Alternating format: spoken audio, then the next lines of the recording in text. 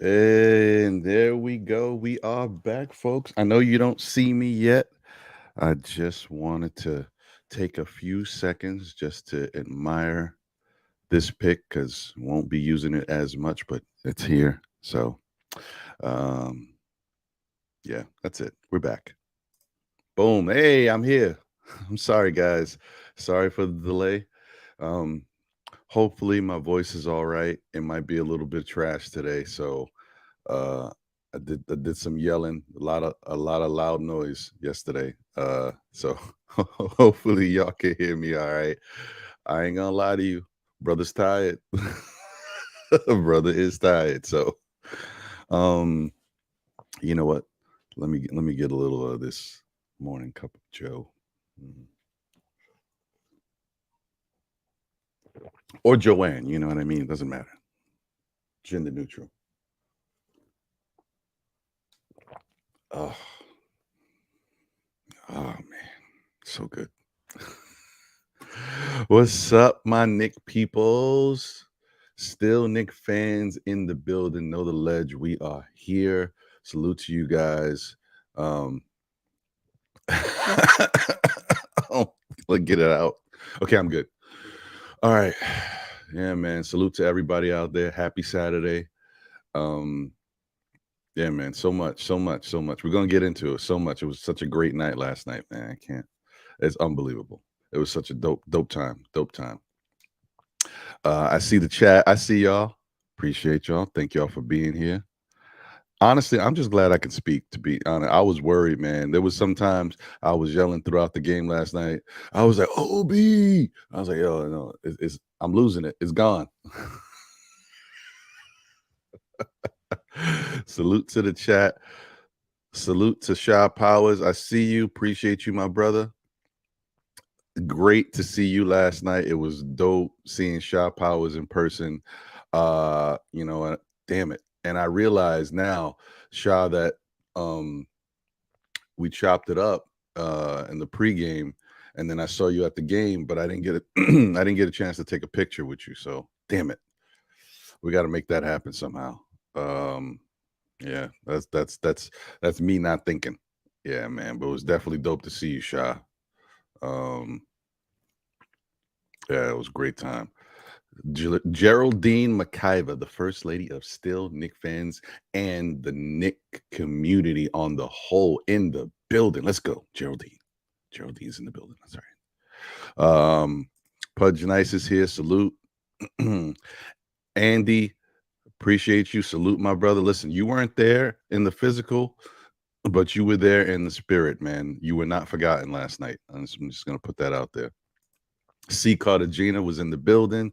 JJ in the building. Appreciate you. Angel Torres is here. We got Wonder Woman in the building. Good to see you as always. Big L 139 and Lennox in the building. Salute, salute.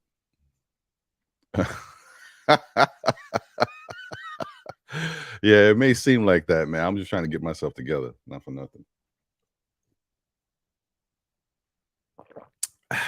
Okay.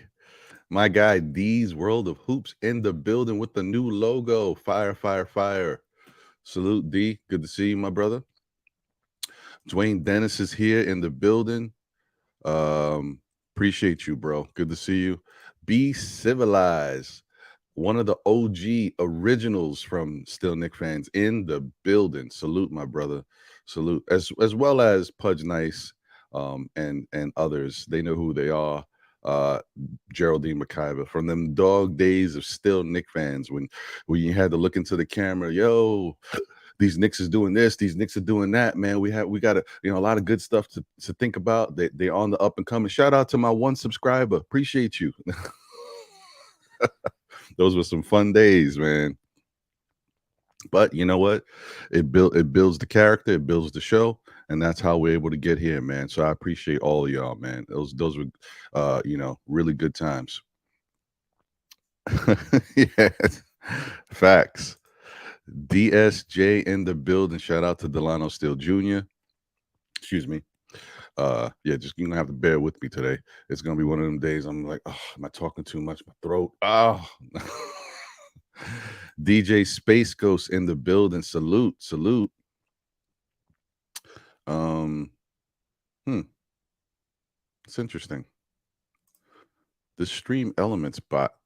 It's the second time I've seen it now. I saw it the other day on the NBA report on MBK, and now I'm seeing it on Still Nick Fans. Something to keep in mind of, guys. And just watch the Stream Elements bot and see how it follows. Is this something through StreamYard? Maybe, I don't know. I got to do some research. Now I definitely got to do some research since I've seen it twice on 2 different shows. Let's see. All right, I got you, Andy. I'll come back to that. I got you. Jeremy Nussbaum is in the building. Salute, salute. Appreciate you, bro. William, all the way from Brazil, is here. Salute, salute. Sergeant 59 says shalom. Good morning and blessings and good game last night. Yeah, it was great, man. Salute. Good to see you. Cash Out James, gold all in my. You know how we do it. Yeah, man. Oh, man, I'm starting to feel a little more life as I keep going. The life is coming back into me. Yeah, we're getting it. We're getting it, folks. Ron Sarmiento is in the building. What's going on, Ron? Appreciate you. Stafford Don Morfire, rhythm beats, bo, don't let them fool ya. Salute, my brother. Almighty Finesse, man. What's going on with you, brother? Good to see you. I haven't seen you as much on some of the other shows. What's going on? You good? I hope everything's good for you in your life.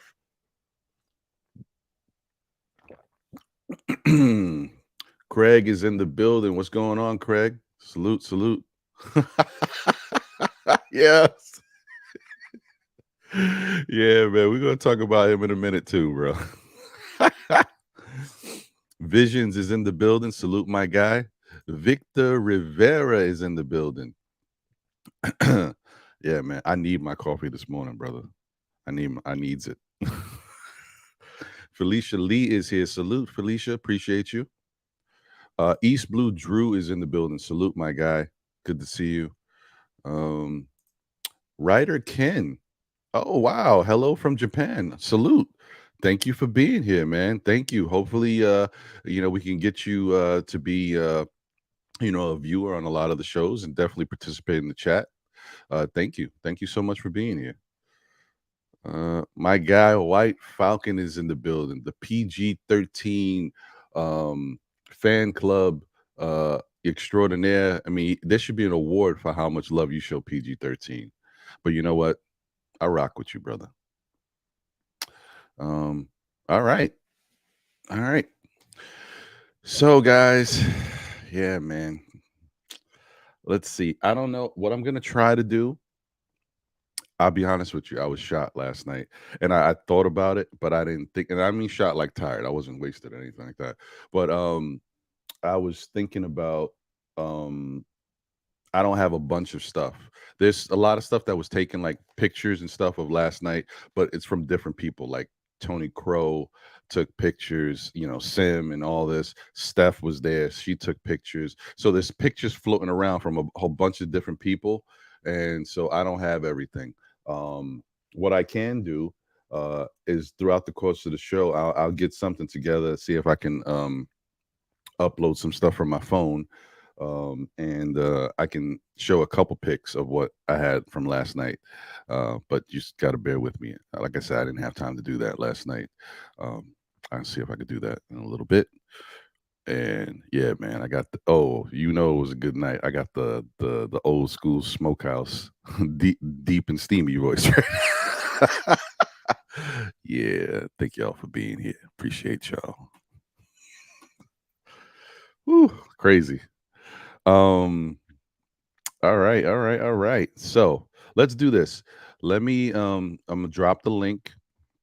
So anybody who wants to jump in, by all means, feel free. We could chop it up on the panel. It was a great game last night, man. I had a lot of fun. I mean, it was a little bit of a snoozer, but in a great way. You know what I mean? It was like Knicks leading from one point of the game all the way to the end, and then extending the lead, blowout fashion. It was a fantastic time. I'll talk a little bit more about it. Let me do this. Let me put that joint. Yeah, Felicia Lee. It's crazy. Kind of. I mean, it's like without even trying, man. It's got like crazy raspy all of a sudden.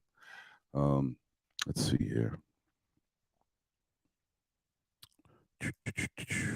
Okay, pop that there. Francisco Carrillo in the building. Salute, my brother.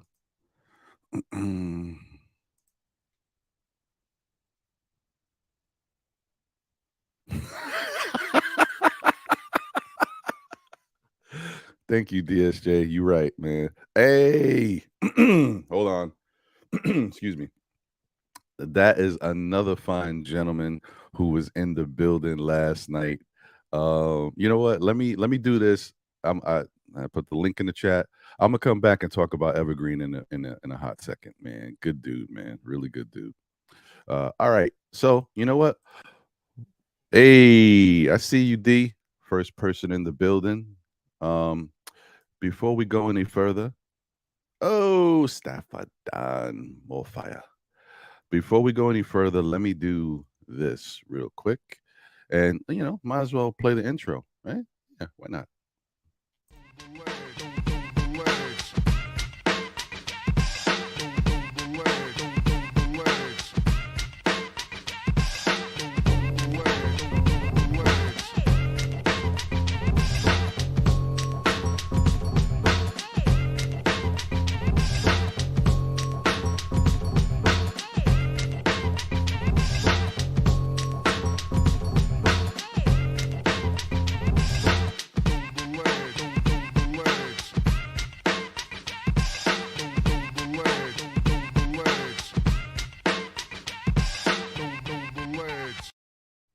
Hey, and we're back. See, nice, quick, short, boom, hit you with it. We out.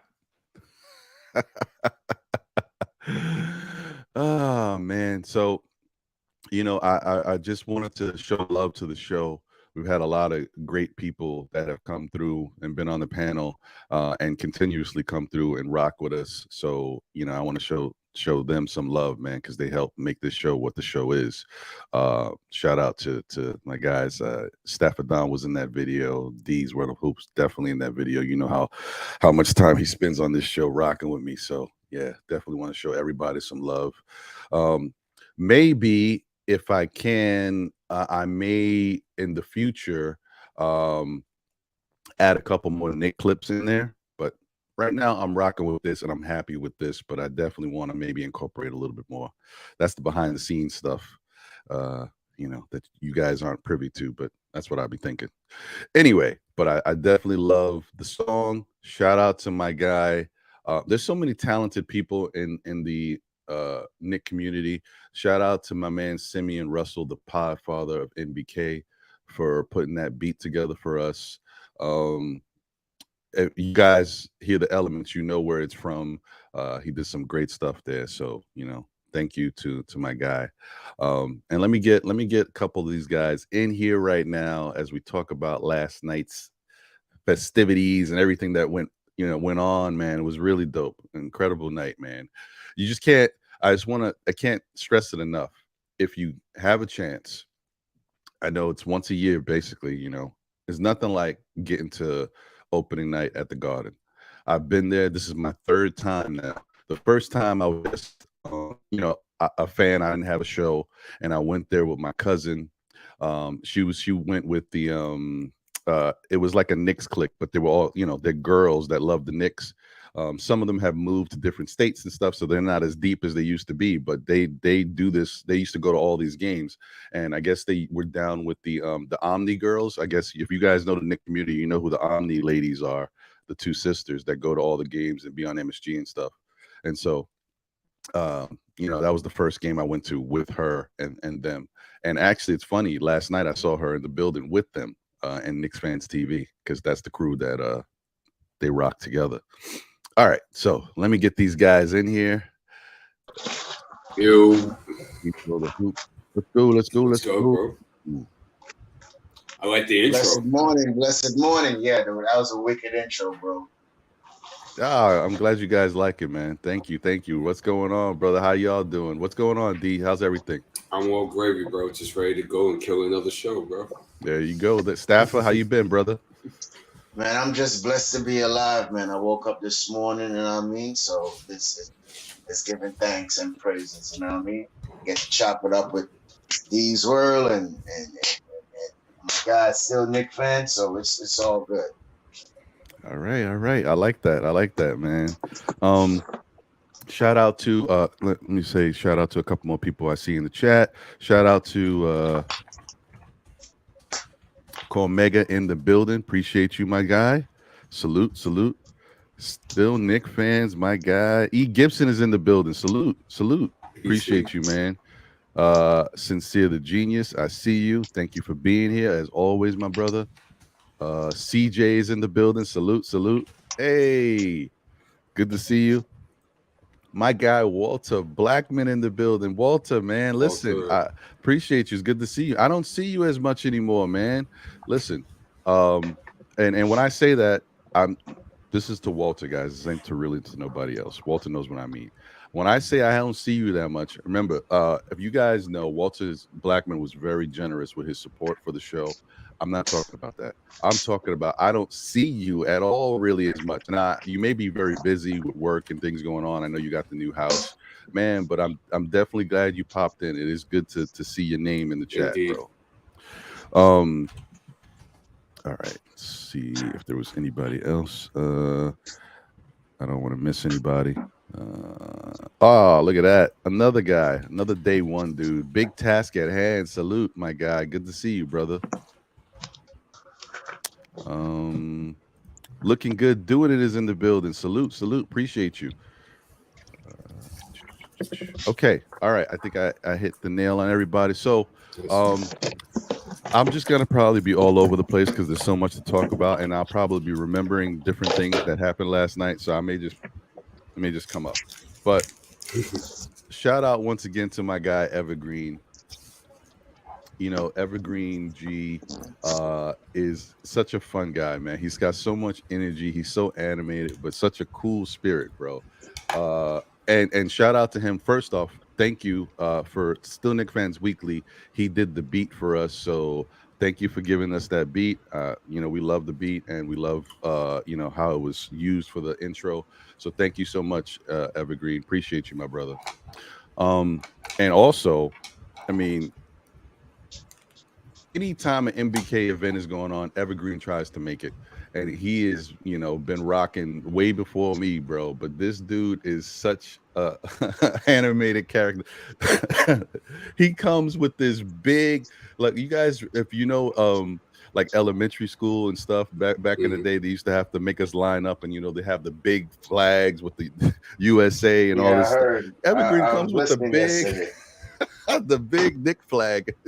They don't even let him in the building with it, but he still comes with it every time, yo. That's funny, bro. Evergreen is definitely a character, my man. President of the Cam High.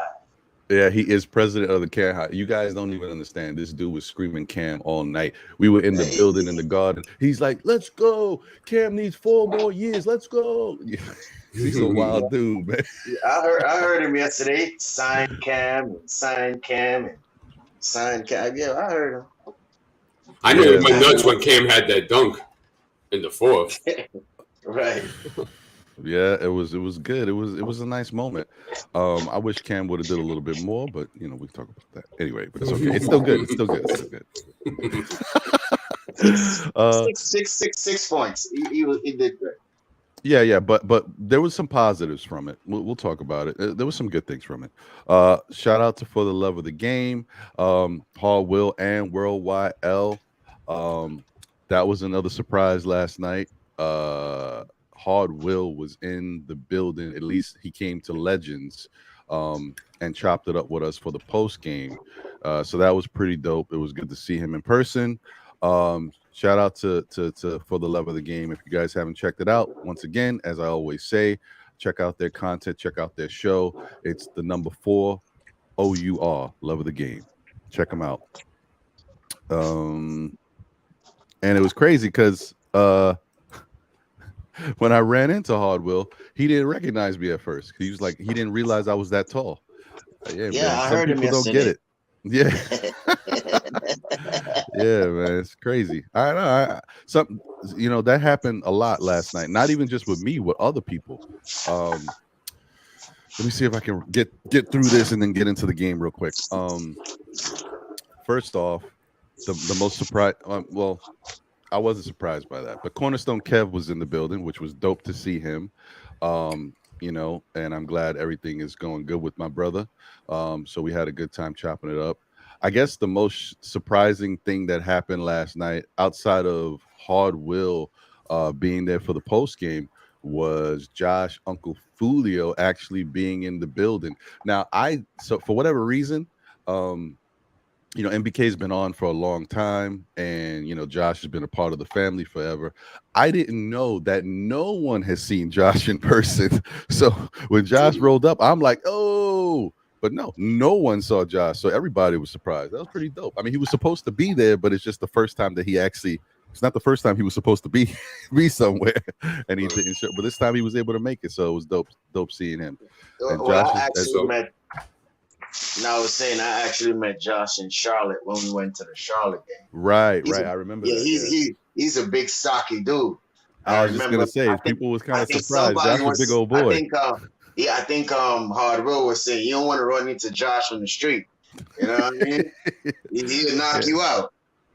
Listen, it's surprising, man. This Knick community, we behind the camera, so you can't really tell how big somebody is or whatever it is. Like, pause. People see me, they say, "Oh man, you're a lot taller than I expected." I get it. Another dude who is no slouch, Jay Boogie. Jay Boogie ain't a small guy, man. So, and I'm more surprised at his height. The dude was like, I'm like, okay, Jay Boogie. I didn't, yeah. So it's funny, and I'm just saying this real quick. When we did the MBK draft party in Atlantic City, and people were gonna play against each other, and they were like, challenging with matchups and stuff, and they was like, yo, Jay Boogie, why don't you go out there and play Sim or somebody? And Jay Boogie had said, no, I think Sim's a little too small for me. I don't know if I would. And now I know what Jay Boogie a big dude, so now I get what he was trying to say by that. Okay, all right, Jay Boogie, salute. I see you. And speaking of Jay Boogie, I was hoping to see if he could get on the show. But I don't think he's gonna have time. He was actually, I just spoke to him right before the show started. Or should I say, text with him. He's in a cab going to the airport. So he's got a flight at 12 something. He's on his way back soon. But anyway, it was dope to meet him. He was there yesterday. He was shooting his video for his new song. I think it's the biggest.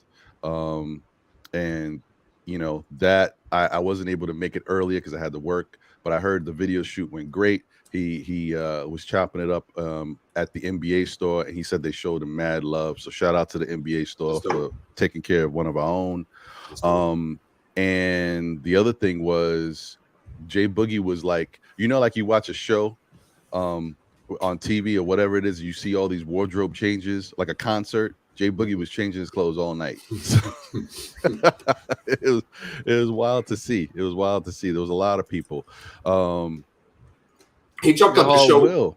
He jumped up the show a bit yesterday, but sorry, go ahead. Yeah. I was surprised he did. They were trying to get him up there, but Jay Boogie, he likes to say what he's got to say, but the panel stuff, he likes to leave that for everybody else, really. So in person, watching him jump on the stage. What's good, Harwell? Yo, what's good? Salute to the panel. Salute to the chat. Dope, raw, man. Fire. Seen person last night, man. It was fire. I was glad to see everybody. Especially after the game. Honestly, like I said, the vibe that was going on in there to me was better than the game. I was happy the Knicks won because, like we said, the energy would have changed if the Knicks wouldn't have won. But facts. The energy that was there with all the Knicks fans to see everybody, it was fire. I can't wait for the next event. You know what I'm saying? Definitely. Yeah, Ron is tall. I'm looking like, he made me look like I'm short. I posted a picture of us. I ain't short, y'all. Ron is just tall, man. Ron is like 6'4", man. Legit. 6'3". Facts. No, you hit it. You hit it. I'm 6'4". Legit. But I ain't short, so don't get it twisted. I ain't one of them short guys. Yeah, it was like, crazy, that's bro. Ron. I'm like, yo, it's crazy. But I saw a lot of people that was like, yo, Hardwill. People that I didn't know. you know, so that's a good thing. You know what I'm saying? When you're doing this here and it's not easy and you're trying to, you know, build your name and meet some of the people like that we talk to about Knicks all the time and you chill with them in person. It was dope. Fulio, E-Rue, even I was at first I had met Jay Boogie actually at KnicksFanTV's event in the before the game because I was with Jay Boogie, you know what I mean? So I went with him over there. So it was like, you know, first I didn't have a ticket. So what I did was I just walked in Madison Square and just copped me. So I sat by myself, you know what I'm saying? But I had a great seat. I went in there and just copped me one because I was like, I want to go to the event after the game so I could chill with y'all because I didn't get to catch y'all in the Atlantic City thing. Right. Like he was going. So that's what I did, man. I'm glad I did. Fire experience. Can't wait to the next one. Yeah, man. There was definitely it was a dope moment. I know I had a great time. And this is a shout out to everybody. I'm gonna talk a little bit more about everybody in the Knick community a little later, but this is a dope experience for everybody. So anybody who is a part of any content creation in the Knick community, I would definitely tell everybody to come out to an MBK event if you can, or even listen. I mean, I'm not privy to KnicksFanTv as much because I don't really hang out with everybody over there. But if they even do something, definitely go out there and just be a part of the whole thing, man. It's no better feeling to be able to go out and meet the people that you see in the chat all the time and show them love and they show you love. I'll be on cloud 9 when this happens, man. There was so many people yesterday that I haven't met before that I saw, and also returning people. It was dope. It was dope. Yo, and Ron, I want to say one more thing real quick. Like, being that you said that, I just want to shout out Sim. Shout out Sim because it's MBK fam. Like, I see why y'all call it the fam like that. You know what I mean? Because that's how it felt. And I just wanted to say that when you said what you just said. Because shout out to Sim. You know, I think Sim make it that way because I haven't known you guys that long. The way he show love and even calling me on just to come up there and kick it with y'all. So it's like, shout out to Sim and the whole vibe that y'all got going on. It's definitely a family. I just wanted to say that. Right. No, I hear you, bro. I ain't that tall, but yeah, I'll be. This is just the last thing I'm gonna say about my height, man, because it is what it is. I don't know, like I don't see it. Like until I see a picture and then I'm like, oh damn, I am tall compared to everybody else. I'm just looking at people like regular. It's weird, man. So being tall is odd. And they made it like you had to know how to play ball. If you can't play ball with your height, man, they make fun of you. That's the worst part about it. Quiet as kept. My biggest issue is that I don't have hops. I just wasn't blessed with them. But if they would have gave me hops, I would have been a terror, bro. But anyway, all right. Yeah, with that height, you should have made your own hops. You should have had shrimp shoes and sand and all type of stuff. Yeah, man. You know what it is? I let the game play out the way it played out, and then when people try to kind of jeeb, like, "Yo, why you ain't dunking?" I'm like, "Yo, because I don't got hops like that, man. I ain't trying to go up there and get embarrassed." I'm like, "Look, that's okay. Talk all you want. Come out here to this 3-point line, see what happens." Ooh, okay. 6'5" stretch. Yeah, man. Listen. Oh, and let me tell you another thing. Damn, I don't even want to put that out there because then it's gonna run. But it is too late now. So Legion of Knicks, Mr. Guillermo keeps challenging me. So he says something about the next NBA draft party. He tried to, go toe to toe with me, and I'm like, damn it, yo, you a younger dude, bro. You in basketball shape. You play. I don't play. I haven't played in years. This guy want to challenge me, and guess what? So at the end of the night of the Knick game, we all got to go down on the court and shoot a shot. Now I wanted to take a picture for a good reason. So I got up there, I went to the line, and let me tell you, I had I had stuff in my hand, I put my stuff down, I had my sweater on, I had my jacket on. I'm shooting the shot, and I'm like, this is not gonna be good. I shot it, perfect form, right on, joint was cash, but it was an air ball. So anyway, But it was D. Let me tell you something. I had it squared up, yo. If I just gave it a little bit more, it would have been an all net swish. So I shot an air ball, right? Did you follow Guillermo, through? what happened, Will? Did you follow through? I did, but no, I really didn't because I couldn't really get my arms up. But He said I did, but I didn't. That was too many years before the game. I couldn't, bro. And let me tell you how saucy this dude is. Freaking Guillermo gets up there, does a couple dribbles, right? Does the follow through, and then flicks the wrist, and he swished it and walked away. I was like, oh, Yeah, I'm not playing this dude. I'm not playing this dude. Started on you. So he's like, I don't know if I want to play this guy. Yo, Stafford D, I'm telling you, he swished it, but like he looked like he was a player. I was like, oh hell no, I'm playing this dude. I think that it's on Twitter or somewhere I've seen it. Oh, he put you on Twitter, bro. Oh, yeah, man. it's on there. It's on there. I see it. Swished it. Yeah, man. That might be a call out. That might be a subliminal call out, Ron. It could be, bro. Shout out to, and the funny thing is, you know how crazy it was that he not only he got it on Twitter, he got it 2 different angles. I'm like, you gotta watch out for Guillermo, man. He up to something, man. You might have to go work out and get ready for him, man. Cause I'm not messing with this dude, B.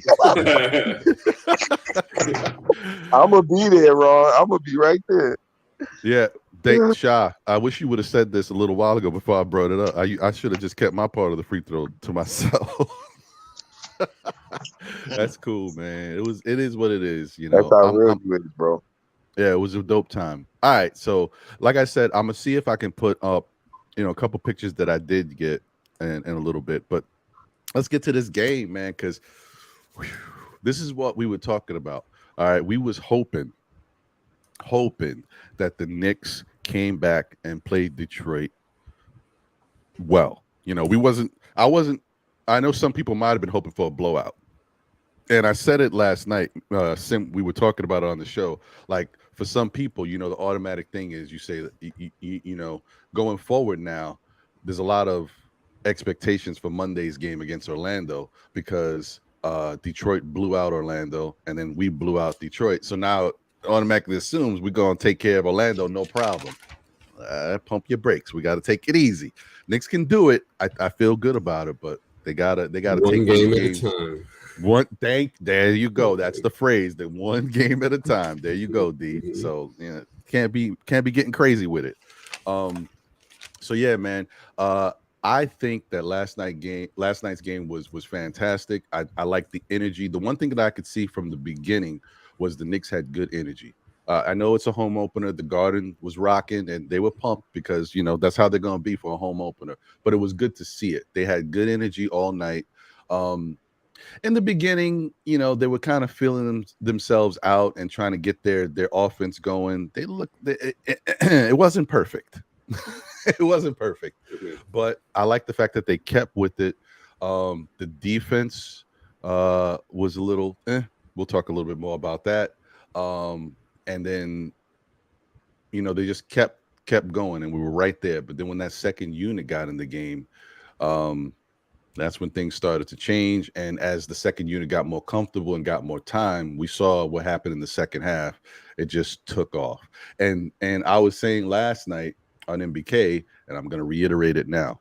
If the starters play the way they've been playing so far, because the starters, in between all of the issues they've been having, just trying to get comfortable with their own offensive game and stuff, and solidify and lock down the defensive side, because it's some stuff they got to figure out better ways. Because the good thing is, in this game, these first 2 games, you guys see the defensive issues, right? And you see what the holes are. So the Knicks can schematically start to really try to plan on how they're going to combat these issues, because there's some stuff they're going to have to deal with. But watching them get better and not see, last year the starting lineup was more of a hindrance, maybe because the bench was playing better early. This year I feel like the starting lineup is much more solid. Sometimes they can take leads and hold leads, and in the other case they keep you in the game. Like, it's not like when the starting lineup leaves the game, the Knicks are in a deficit, like a huge deficit. They're playing good basketball. And so that leads you to, if they get their stuff together and play solid, then that's great.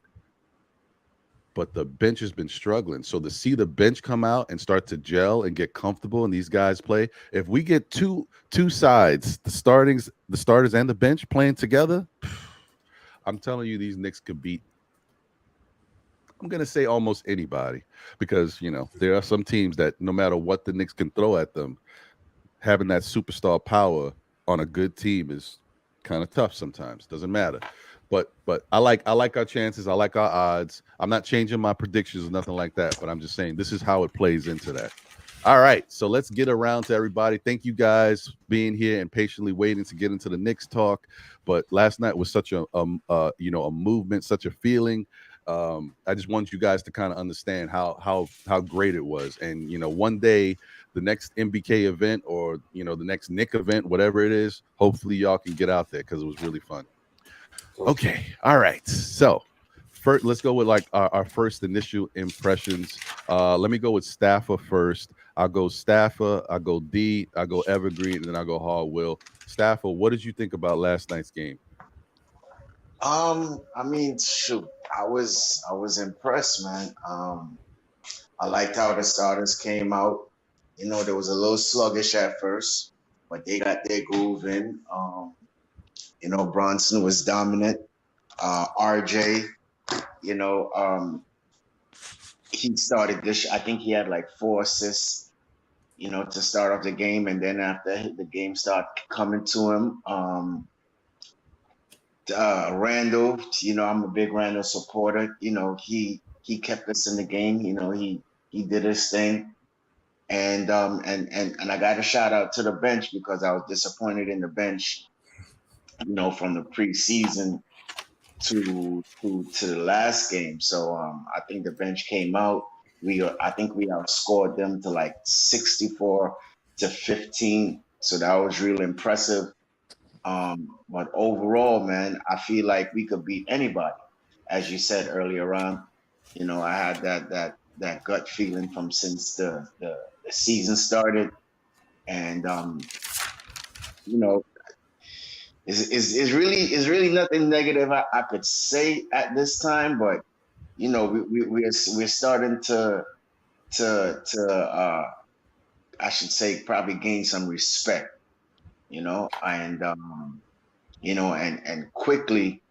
One thing I say about the bench with Quickly now, even though he led us in scoring with 20 points, I still feel like he has a lot more. He should have been, you know, a lot trying to pass the ball a little. Even though he had 7, I think he had 7 assists, but in certain instances, his decision making wasn't good. So I still think he still needs to improve, you know. And one little thing I want to say also too, Showing, I didn't see you last night in any chats, and I don't see you today, but you said the Detroit Pistons was better than us. Oh, damn. And we blew them out by 24 points.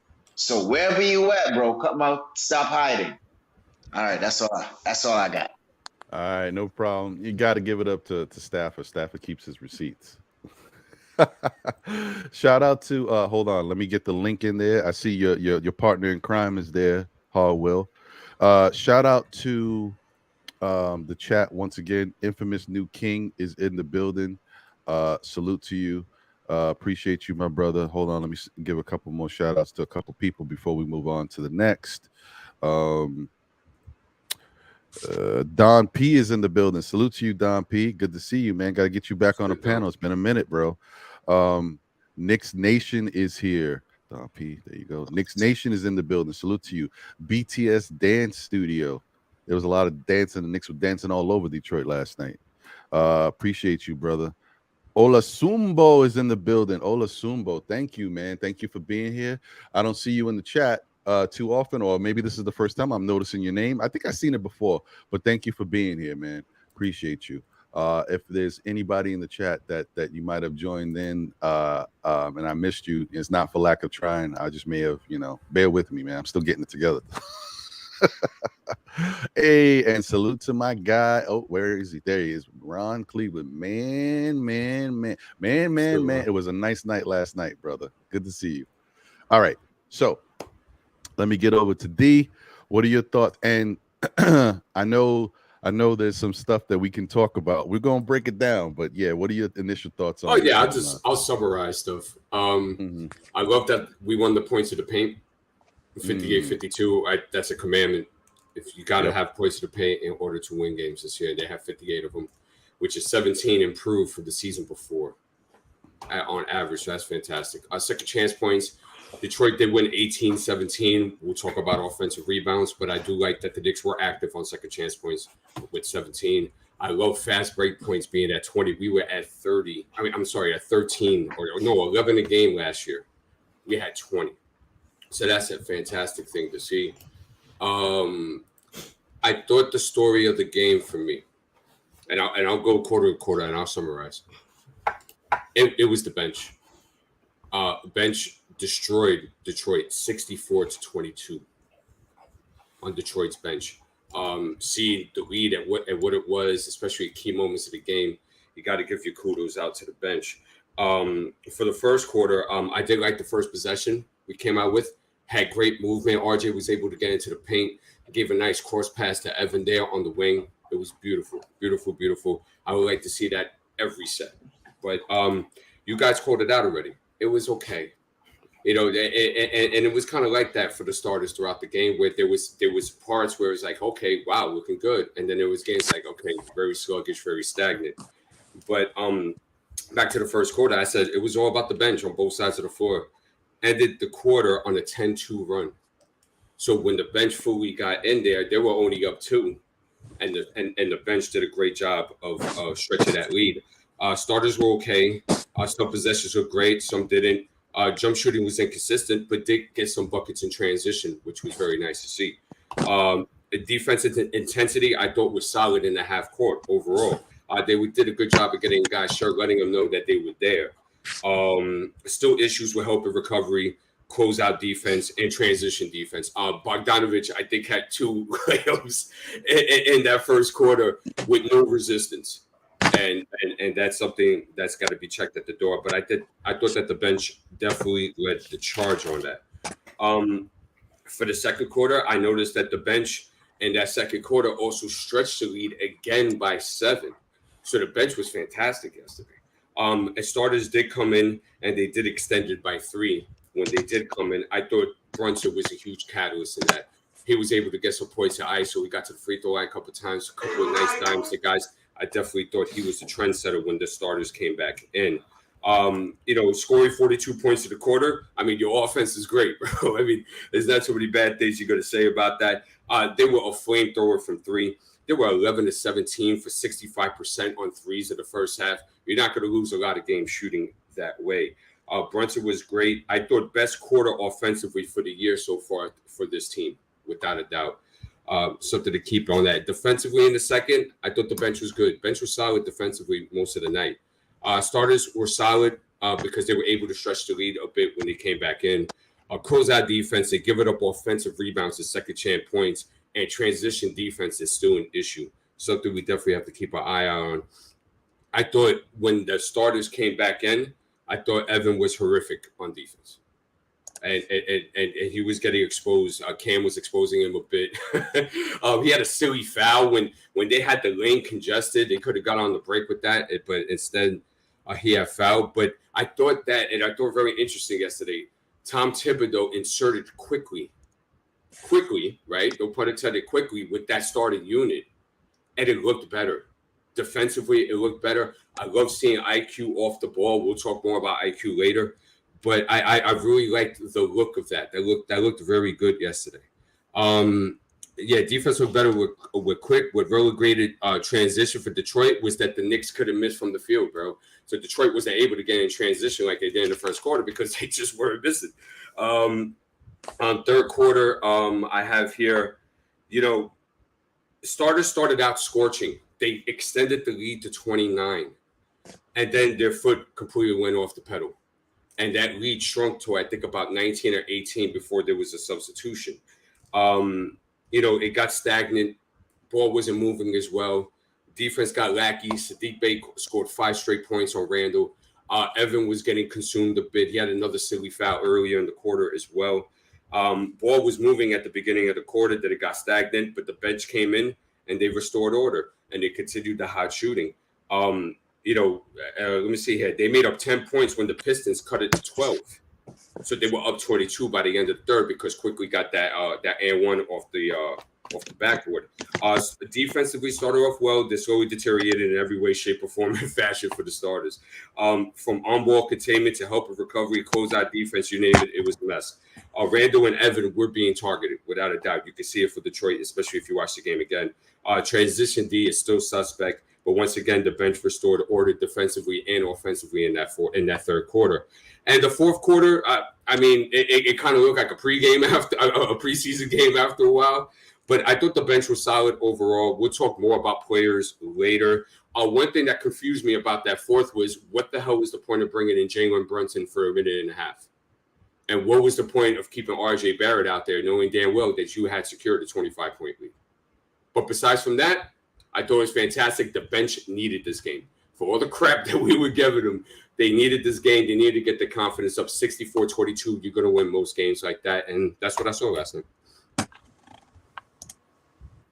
Yeah, man. I mean, listen, everything you're saying, that's what took place. And I love how, honestly, bro, I love how you watch a game. I don't know how you watch a game like that, because when I'm watching, there's certain things that I realize I need to, if I want to say what you just said, I got to watch the game 2 or 3 times just because I'm missing. I'm just, yes, because I'm not seeing everything. And Ron, I'm just happy that I went first, because when D goes, you get no meat off the bone. Sorry, bro. It's not my intention, yo. Just trying to stop. I was saying the same thing to myself. I said, I hope no one don't call on me to go next. After D just went, I said, I hope no one don't call on me to go next. I was telling somebody yesterday, son, about that. Everybody got different fingerprints, bro. That was a dope tip, but it don't matter. Everybody gonna still get their own piece in. It's all good. Man. No doubt.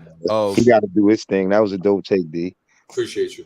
Yeah, man. So, I mean, we're going to go Evergreen, then Hallwill, then Shout out to Evergreen. Evergreen, I appreciate that ride, bro. Evergreen drove me all the way to Jersey. I just want to shout that out. That's dope. Evergreen. He drove me all the way to my car. That's my brother. That's love right there, bro. Evergreen was right too. You was right too last night. I seen it. I seen you was right last night, boy. People know I've been told many times on the panel, but when I seen him in person, it felt like I knew him for years. You know what I'm saying? He grew up around the area where my family's at still to this day, in the Bronx, off Rosedale, Soundview area. So shout out to Evergreen, bro. That's what I wanted to say. I'm mute up. Peace. Evergreen, my fault. Sorry, one thing. Don P, I saw you were trying to jump on, bro. If you can jump back on, by all means. My bad. I was just gonna get you in here, but definitely see if you can get back up in here. Evergreen, my guy. Go ahead, brother. Peace. D left out that Evan Fournier is a bum. Here we go. And let me, because I'm kind of sensationalizing what he did, but he hit the shots that needed to be hit. He's decent, surprisingly, on head fake dribble drives. But it's like, where Evan Fournier is good at on a defensive end, he's bad at. Right? Like he can get people up into the air, he can drive around, left hand scoop layups. But those same exact things are his same exact weaknesses. Right? Like if the ball is all the way on the left wing and it gets swung over to the right wing somehow and it makes it past Evan Fournier, he's like the worst closeout defender on, he's a horrible closeout defender. And I'm talking down to the point where he's trying to close out to contest the shot, or he's trying to close out to stay in front of a guy who does the same exact head fake that he does and blows right by him. I can't cap enough for Cam Reddish. I want him in the starting lineup, not just for an offensive idea, but for what he offers on a defensive end, just with length. If Evan Fournier was, if Cam Reddish was as good, if Cam Reddish had the same exact skill set as Evan Fournier on defense, his length alone makes up for everything else that Evan Fournier is bad at. And another thing I want to take away from this, and I said it yesterday, really pay attention to Isaiah Hartenstein, and not necessarily what he physically does on the floor as far as his production, as far as his points, rebounds, assists, none of that. Just the way he commands the defense from the center position, his defensive awareness and IQ, and the way he controls the defensive floor is just like, it's amazing to me. I'm enamored by it. I think we got something special with this dude. And you know, he's going to be a real catalyst for this bench. And I'll say it again. Top 3 benches in the East, top 4 benches in the league. Period. And I'll hang my hat on that. Peace and love, Knicks family. I'm gonna get up out of here. I got a little bit of work to get to, and I still got to go back to the city. So, yeah, I'm still listening though. Peace and love, y'all. I'm out of here. Appreciate you, Evergreen. Peace and blessings, Evergreen. Peace and blessings. Peace. Shout out to my guy Jay Ellis, Nick of Time Show. I was hoping I know that Sim said you might be able to make an appearance to Legends yesterday. It would have been dope to see you in person, my brother, but that's okay. Now that we know that you be out there and you also ball a lot in New York at different spots. I know that we're gonna figure out a way to get together. But good to see you, my brother. So next up, man, Hall Will, what'd you think about last night, brother?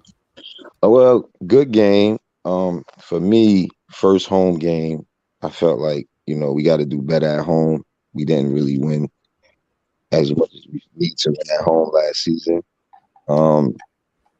RJ, great bounce back game. Few things I want to point out, like with the when we have a lead, I feel like Tibbs got to put these guys in. Like I heard the crowd yelling to put Obi in when he should have been in. I felt like, because it's just like giving him a chance to learn right now. This is the perfect time. If we know Tibbs is how he is, and this, to me, watching the game, it made me feel that way. Because if it's a more competitive game, that just show you he's not gonna really make those type of decisions. So I feel like, you know, a good team, and I said this last night, a good team, you know, they're gonna play their bench when the starters is doing good, and they could go and rest and get ready for the next game. It gives the bench a great experience, rather, and then help you become a playoff team and eventually, you know, making it out the first round type of team and making it further on, because you preparing your team as you go on. And what else? I mean, really, that's y'all covered everything. You know, I don't want to repeat the same thing. But another point is that Tibbs brought in those guys like D mentioned, and that's why I mentioned when people like Obi, certain guys should have been in. So to bring starters back in again, then you got to remember, you got to coach as far as like not wanting your players to get hurt, and you can't really show the tendencies of Tibbs, like running players in the ground and stuff like that. We know Tibbs do that. So when us, you know, looking out for those things, that stuck out to me. And that's most of my take. I'm happy that we won the game. Easy win. I just want to see us balance the minutes a little bit better, because we got to think about the future too. And we need to know what these other guys, who they are, and if they're going to be Knicks or not. You know what I mean? And that's my take. Yeah, that's dope. I agree with you though. Listen, man, that's how you got to look at it, man. Like it is what it is. You know, I don't want to say like it's a different way of saying what Tibbs, you know, likes to say. How the game is gonna, you know, show you what needs to be. You know, it's just the way basketball is supposed to be played. That stuff is gonna work itself out as long as we stay true to what we got to do out there. And people orchestrate the way Tibbs wants them to, and Tibbs gives them the comfortability to be out there and doing it.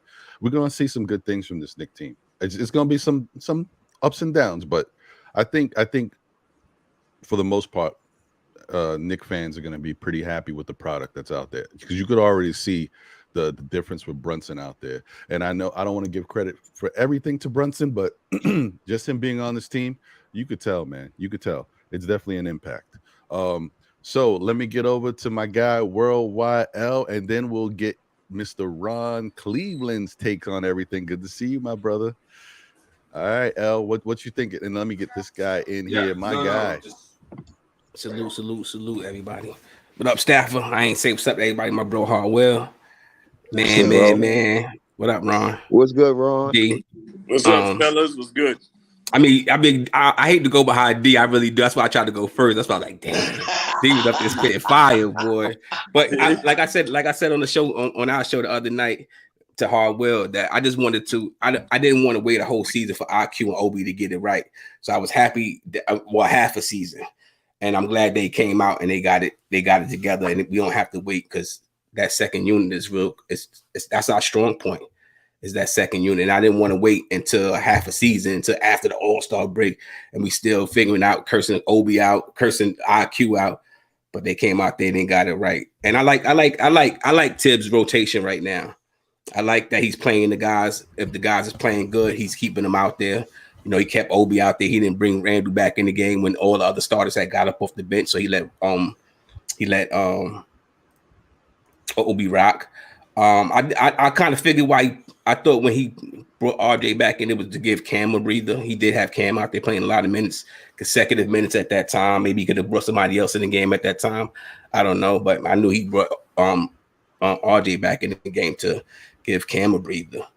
I'm just looking at some of the stats from last night. You got 14 points, 15 rebounds, 16 rebounds from the center position between Mitch and Hartenstein. They played about the same minutes. So, you know, right now, Tibbs is leaving the guys out there. What we asked for, I know what I asked for as a fan. I wanted him to, if this guy's hot, you know, but how do you do it last night when you had Randall was having a good game and Obi was having a good game? Then you look at the minutes, 25 for Randall, 21 for Obi. We'll take that. We'll take that. Or 82 games, if that's going to be the case of that situation. So, like, I ain't really got no complaints. I can't even be mad at Fournier's defense, like, because Tibbs is taking him out the game. You know, It's not like he's out there hurting us right now. He's out there because he's part of the team. He could contribute. You know, even for what it's worth, he took 8 shots. He had 8 points. So 20 minutes, he contributed. You know, so he contributed. All right. That's where you end. Yeah, that's why I ain't going because we got a show. We're gonna do a show later on. I don't want to kill all the. Don't give too much. Don't give too much. Yeah, I want to save some of the goodies for later on. Yeah, keep. I got you. What's going on, man? Ron Cleveland in the building. Oh, my bad, Ron. My bad. I mean, you good. I started early today. Boy, I just got home from work. I started early. That's why I'm turn my camera back off. Bing. Man. What's up, fellas? What's up to the chat? Man, hey, last night was a good win, but just like you, Ron, man, I got to look at that thing again because when them bombs falling and hitting the target the way they was hitting last night, you don't catch everything, you know. But some of the things I did catch that stood out to me. And if y'all hear this machine in the background, y'all hear some noise. That's me on this machine, man. You know what I mean? Your boy hit 49 today. You know what I mean? Hey, happy birthday! Blessed Earth strong. Appreciate it, man. You know what I mean? You don't look like 49, man. You look like 40. Hey, I take that. I appreciate it, staff, man. Appreciate it, man. Staff is so 40. I'm gonna tell y'all what stood out to me was the fact that we just played a game Wednesday night that we went into overtime, and them guys came out and looked like they hadn't played Wednesday. Them guys came out, the energy was very strong, so that lets me know that their conditioning was well up to par. And then, of course, they got a shot of adrenaline from that crowd being at home the first, game of the season. That stood out to me. But a major change from that last game, ball movement, fellas. That's one thing that caught my eyes. The ball was not sticking. They was moving that ball real quick and decisive decisions. People was making up their mind what they were going to do with the ball when they got it. Either they were going to shoot it, try to get to the basket, or they was going to pass it to the next man, let him get it. But I saw a lot of that. The shooting, I mean, that you probably see that maybe once every 8 games. I don't expect us to shoot like that as a team, but it was nice to see. Now, something you had said, Ron, caught my attention. the Knicks or any Knicks fan shouldn't be feeling like that Orlando game is a walk in the park because of Detroit beating Orlando. Orlando handled us last season, and they got better in the offseason. So for the Knicks players to even think that game is going to be a cakewalk, that would be suicidal on their part. You know what I mean? But as a whole, man, I really can't complain about that game. Like I said, I'm going to definitely watch it again. I was at my brother-in-law's house for the first half trying to watch it on my phone. And I was like, man, I said, I'm going to just wait till I get home. And I watched the rest of that second half. But the thing that stood out too, and then I'll let somebody else take over, is that bench did what they were supposed to do. Your bench is supposed to be your energy unit. And the energy from that second unit was very strong. You know what I mean? The ball was moving, man. It was a beautiful sight to watch last night, man. And, man, Jalen Brunson, I'm happy we got you, partner. I'm happy. We finally got a point guard. Facts. And let me just say this before we get to Don P. Appreciate you, Don P. As always, good to see you, my brother. Y'all may get sick of me, bro, because I am gonna be praising Jalen Brunson all year. I'm gonna keep saying this is what we waited for. This is what we finally got. Because even when Jalen Brunson last night was a subpar Jalen Brunson. This is just a regular. I'm just giving this to y'all. I ain't even on like that. Hey, take this. And he was crazy efficient. 2 of 4, 1 of 2, 100% from the free throw line. Like, just this is what we've been missing, man. This is what we haven't had. You don't know what you got until it's gone, or you don't know what you didn't have till you got it. And Jalen being here, y'all, I hope Knicks fans understand. You can't understand how important it is to see this guy out there being a true floor general, and he's just calm. His demeanor, he's not overly animated. Sometimes he might get a little hype, but we haven't seen that yet with the Knicks. I've seen it with Dallas, but he's so calm and level-headed that the team follows him. Oh, we good? No, don't worry about it. Oh, this dude hit me in the face with an elbow. Okay, I got you. Next time. Like, he's cool, man, and that's what we need, man. He's solid, man. It's big for us, man. Big. You know what else, Ron? You know what else that's really apparent too? This team like playing together, man. What happened last season looked like that stuff is like in the cosmos behind my man D's world back there. You know what I mean? Whatever transpired last year, this team right now look like they connected. They're happy to be playing together, and we all know, man. When you happy going to work, that makes for a good day at the office. So, hey, this I'm not saying this team gonna be no 4th seed because I ain't even thinking about that right now. But the camaraderie looks like how it did when we made that 4th seed. Because the guys that like playing together too. Right. And just 2 quick things right before Don P goes. To your point, yes. And that's one of the things that I said I wanted the Knicks to get back to. I want them to go out there and have fun again, man. Listen, part of the reason why a lot of Knicks fans really wanted the Knicks to bring back Theo Pinson is because he kept it live. He kept it fun. He didn't let guys get too down on themselves. He was a cheerleader. He was hyping people up. Anything bad, he was getting their spirits up. And right now we don't have that, but it seems like the team itself is doing a good job of that. And shout out to Julius Randle, guys. I saw something last night. I was commenting when we was in the stands. I did see Julius do the college huddle, and he led it. He got everybody together. Come on, guys. They got you like to see that, man. Shout out to Julius. And also, real quick, shout out to Rich Boy in the chat. Shout out to my guy Danny Landis in the building. We Survived 100 People is here. Welner Martinez in the building. It's Me is here, and Eric Surreal is here. Thank y'all guys for tuning in, and smash that like button, y'all. Show your love for Know the Ledge. And I was just going to say, we got 88 people in here, already 41 likes. Come on, guys. We got to do better. Let's go. Yeah, man. Show your love for this fantastic panel, man. Great guys. Hey, fellas, I got to run, man. I'm about to go take my daughter to work, man. But, hey, y'all, I'm going to definitely be listening. Enjoy that win last night, man. Let's get on to the next one. Let's keep this thing going. If you ain't subscribed to Still Knicks Fan, what you waiting on? Subscribe to all these channels, man. For the love of the game, these World of Hoops, every last Knicks platform, man. Blow the algorithm up, man. Make them see what this Knicks thing about, man. Subscribe to these channels. Appreciate you, Ron. Listen, have a great rest of your birthday. Again, bro. For real. Yeah. Happy Appreciate birthday, y'all, Ron. man. Be careful More with that wealth, cake. more health, Enjoy more your strength. born day, Ron.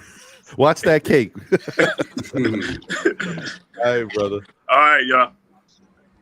Don P, how's it going, brother? What you think? First off, how you doing? And then what's your take on last night's game, man? Yeah, man. It's been a minute. How's it going, Ron? Everything's What's up to good, the man. whole Can't panel, yeah? complain. Yeah, man. It's been dope. It's been dope. It's been a minute seeing you here. I'm happy that you're here, brother. Yeah, I got some new responsibilities. You know how that goes, man. New responsibilities, new schedule. Yeah, so I'm dealing with it. But as far as my take goes, I want to say that I got nothing but positivity right now. You know what I mean? Like, I'm gonna start with Cam Reddish. That's my dude right there. Even though his shots wasn't falling, I was glad that he took the initiative and was aggressive.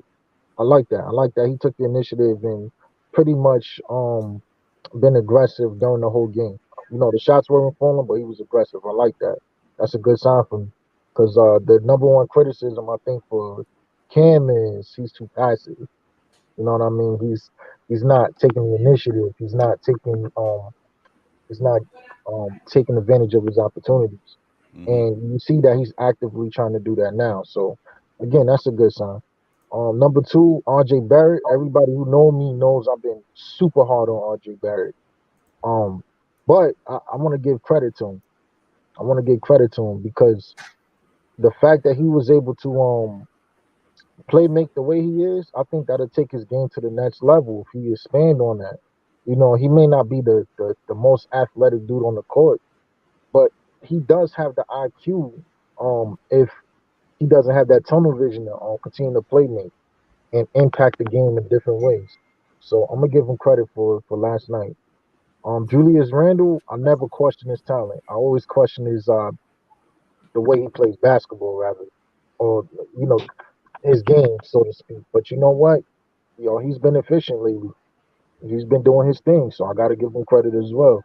Mitchell Robinson, got to give him credit. Hartenstein, how you say his name? Hartenstein. Yeah, either way, it doesn't matter. Either way, yeah, Hartenstein. Hey, dude who talked about him being the next Djokovic, he got a point. Dude been putting in work. He literally been putting in work. I like him as the backup center. Mitch better watch out though. Mitch better watch out because that dude, he's a player for sure. Obi Toppin, I know some of us is not really high on Obi Toppin. I'm still in. He's not the most skilled player, but he brings that energy. He definitely brings that energy. And Jalen Brunson, I've been ultra hard on Jalen Brunson. The jury's still out on him, y'all. I'm hating. I see that. I'm hating. But nah. Hey, I gotta give him his credit too. My number one knock was the fact that he wasn't a pure point guard, but I can't say that now. I mean, 2 games, he hasn't been turning over the ball much, and he's been dishing out a bunch of assists. So I can't knock that. You know what I mean? I can't hate on Don P, I Zero told in you 2 that, bro. games. I've been told you that, Don P. I gotta call a spade a spade. If I see it, I can't deny it. You know what I mean? So yeah, you did tell me that, I will. No, I'm No saying doubt. like if I try to be the OG, bro. Brunson is a point guard, bro, for Villanova. I just tried to tell you that a while back so Right. you can know and be prepared for what he gonna bring. Because I didn't want you to have to eat all your words and eat your humble pie so much. You know what I'm saying? I would love to eat it. Now you eating it already. You got 2 Yeah. slices already. Nah, He gonna give you another slice next game. Yeah, that's what I call you don't mind being wrong, right? I don't mind being wrong, right? yeah, I don't Right. mind it at And all. listen, Because at the end of the day, we all want the team to win. Like for me, this season, I don't know about some of you guys. I only can speak for myself. I'm looking at it as I'm evaluating who's it and who's not it on the team moving forward. You know what I mean? It's not about if we win games, that's good. That's a plus. You know what I mean? We win games, that's a plus. But the game that we had last night in the opener against the what is it? Who do we play? Memphis. The Memphis. You know what I mean? Like that game right there, it showed me okay, who's it, who's not. Like we just evaluating talent at this point. We didn't get Donovan Mitchell, but at this point, like we just trying to see what identity are we trying to create. And so far through these 2 games, I like what I see. I'm loving what I'm seeing right now. Tom Thibodeau, he's showing the ability to adapt. We got to give him his credit as well, because we was kind of hard on Tom Thibodeau as well. But again, it's only 2 games. We'll see what happens after that. It's early. Hey, I still got the bullseye on Jalen Brunson though. I ain't gonna front. Yo, let me tell you something, Don P. I don't know if you're a gambler and if you're a betting man. I'm gonna tell you something. If you bet against Jalen Brunson, you're gonna lose. I'm just letting you know. Jalen Brunson is what he is. You could see more from him. You know, a couple times you might see a little less. But what you saw last night, that's average Jalen Brunson. That's like what you're gonna see more nights than not. That's the old Brunson. He got more bag than that. Now. Yeah, man. You see, you know what my fear is about Jalen Brunson, and it's not even a knock on him, because he's doing all the right things as a point guard, right? My fear is in the game of basketball, when you have limitations, you know, when people underestimate you, you could go off. You know, people look at you like you're not that dude, or you're not really gonna hurt them. That's the time where you're supposed to go off on them. My fear with Jalen Brunson is once they look at him like, okay, yo, this dude got skills or whatever, and they hone in on him defensively, I want to see how he works then. And I don't think we're gonna see that to the middle of the season. Well, let me tell you this, Don P. This is what I think is interesting about Jalen Brunson. Jalen Brunson been in the league for a while. He's been in the league for a minute. The NBA knows about Jalen Brunson. You heard Donovan Mitchell last year. I think I put it on one of the shows. He said that damn, what was his phrase? I don't know what it was. I can't remember. It's like something like he's one of them ones, or he hoop. It was something different. But the point is, he knows, and the NBA knows that Jalen Brunson got game. They've seen it, because remember, not only have they seen it in the NBA, they've seen it before the NBA. They've seen it in pickup games. They see they play. They know Jalen Brunson got game. They already know. You can already know what Jalen Brunson likes to do. Y'all see already in the first 2 games, you see Jalen Brunson brings the ball up the court. He tries to get into the set. Sometimes the set don't work.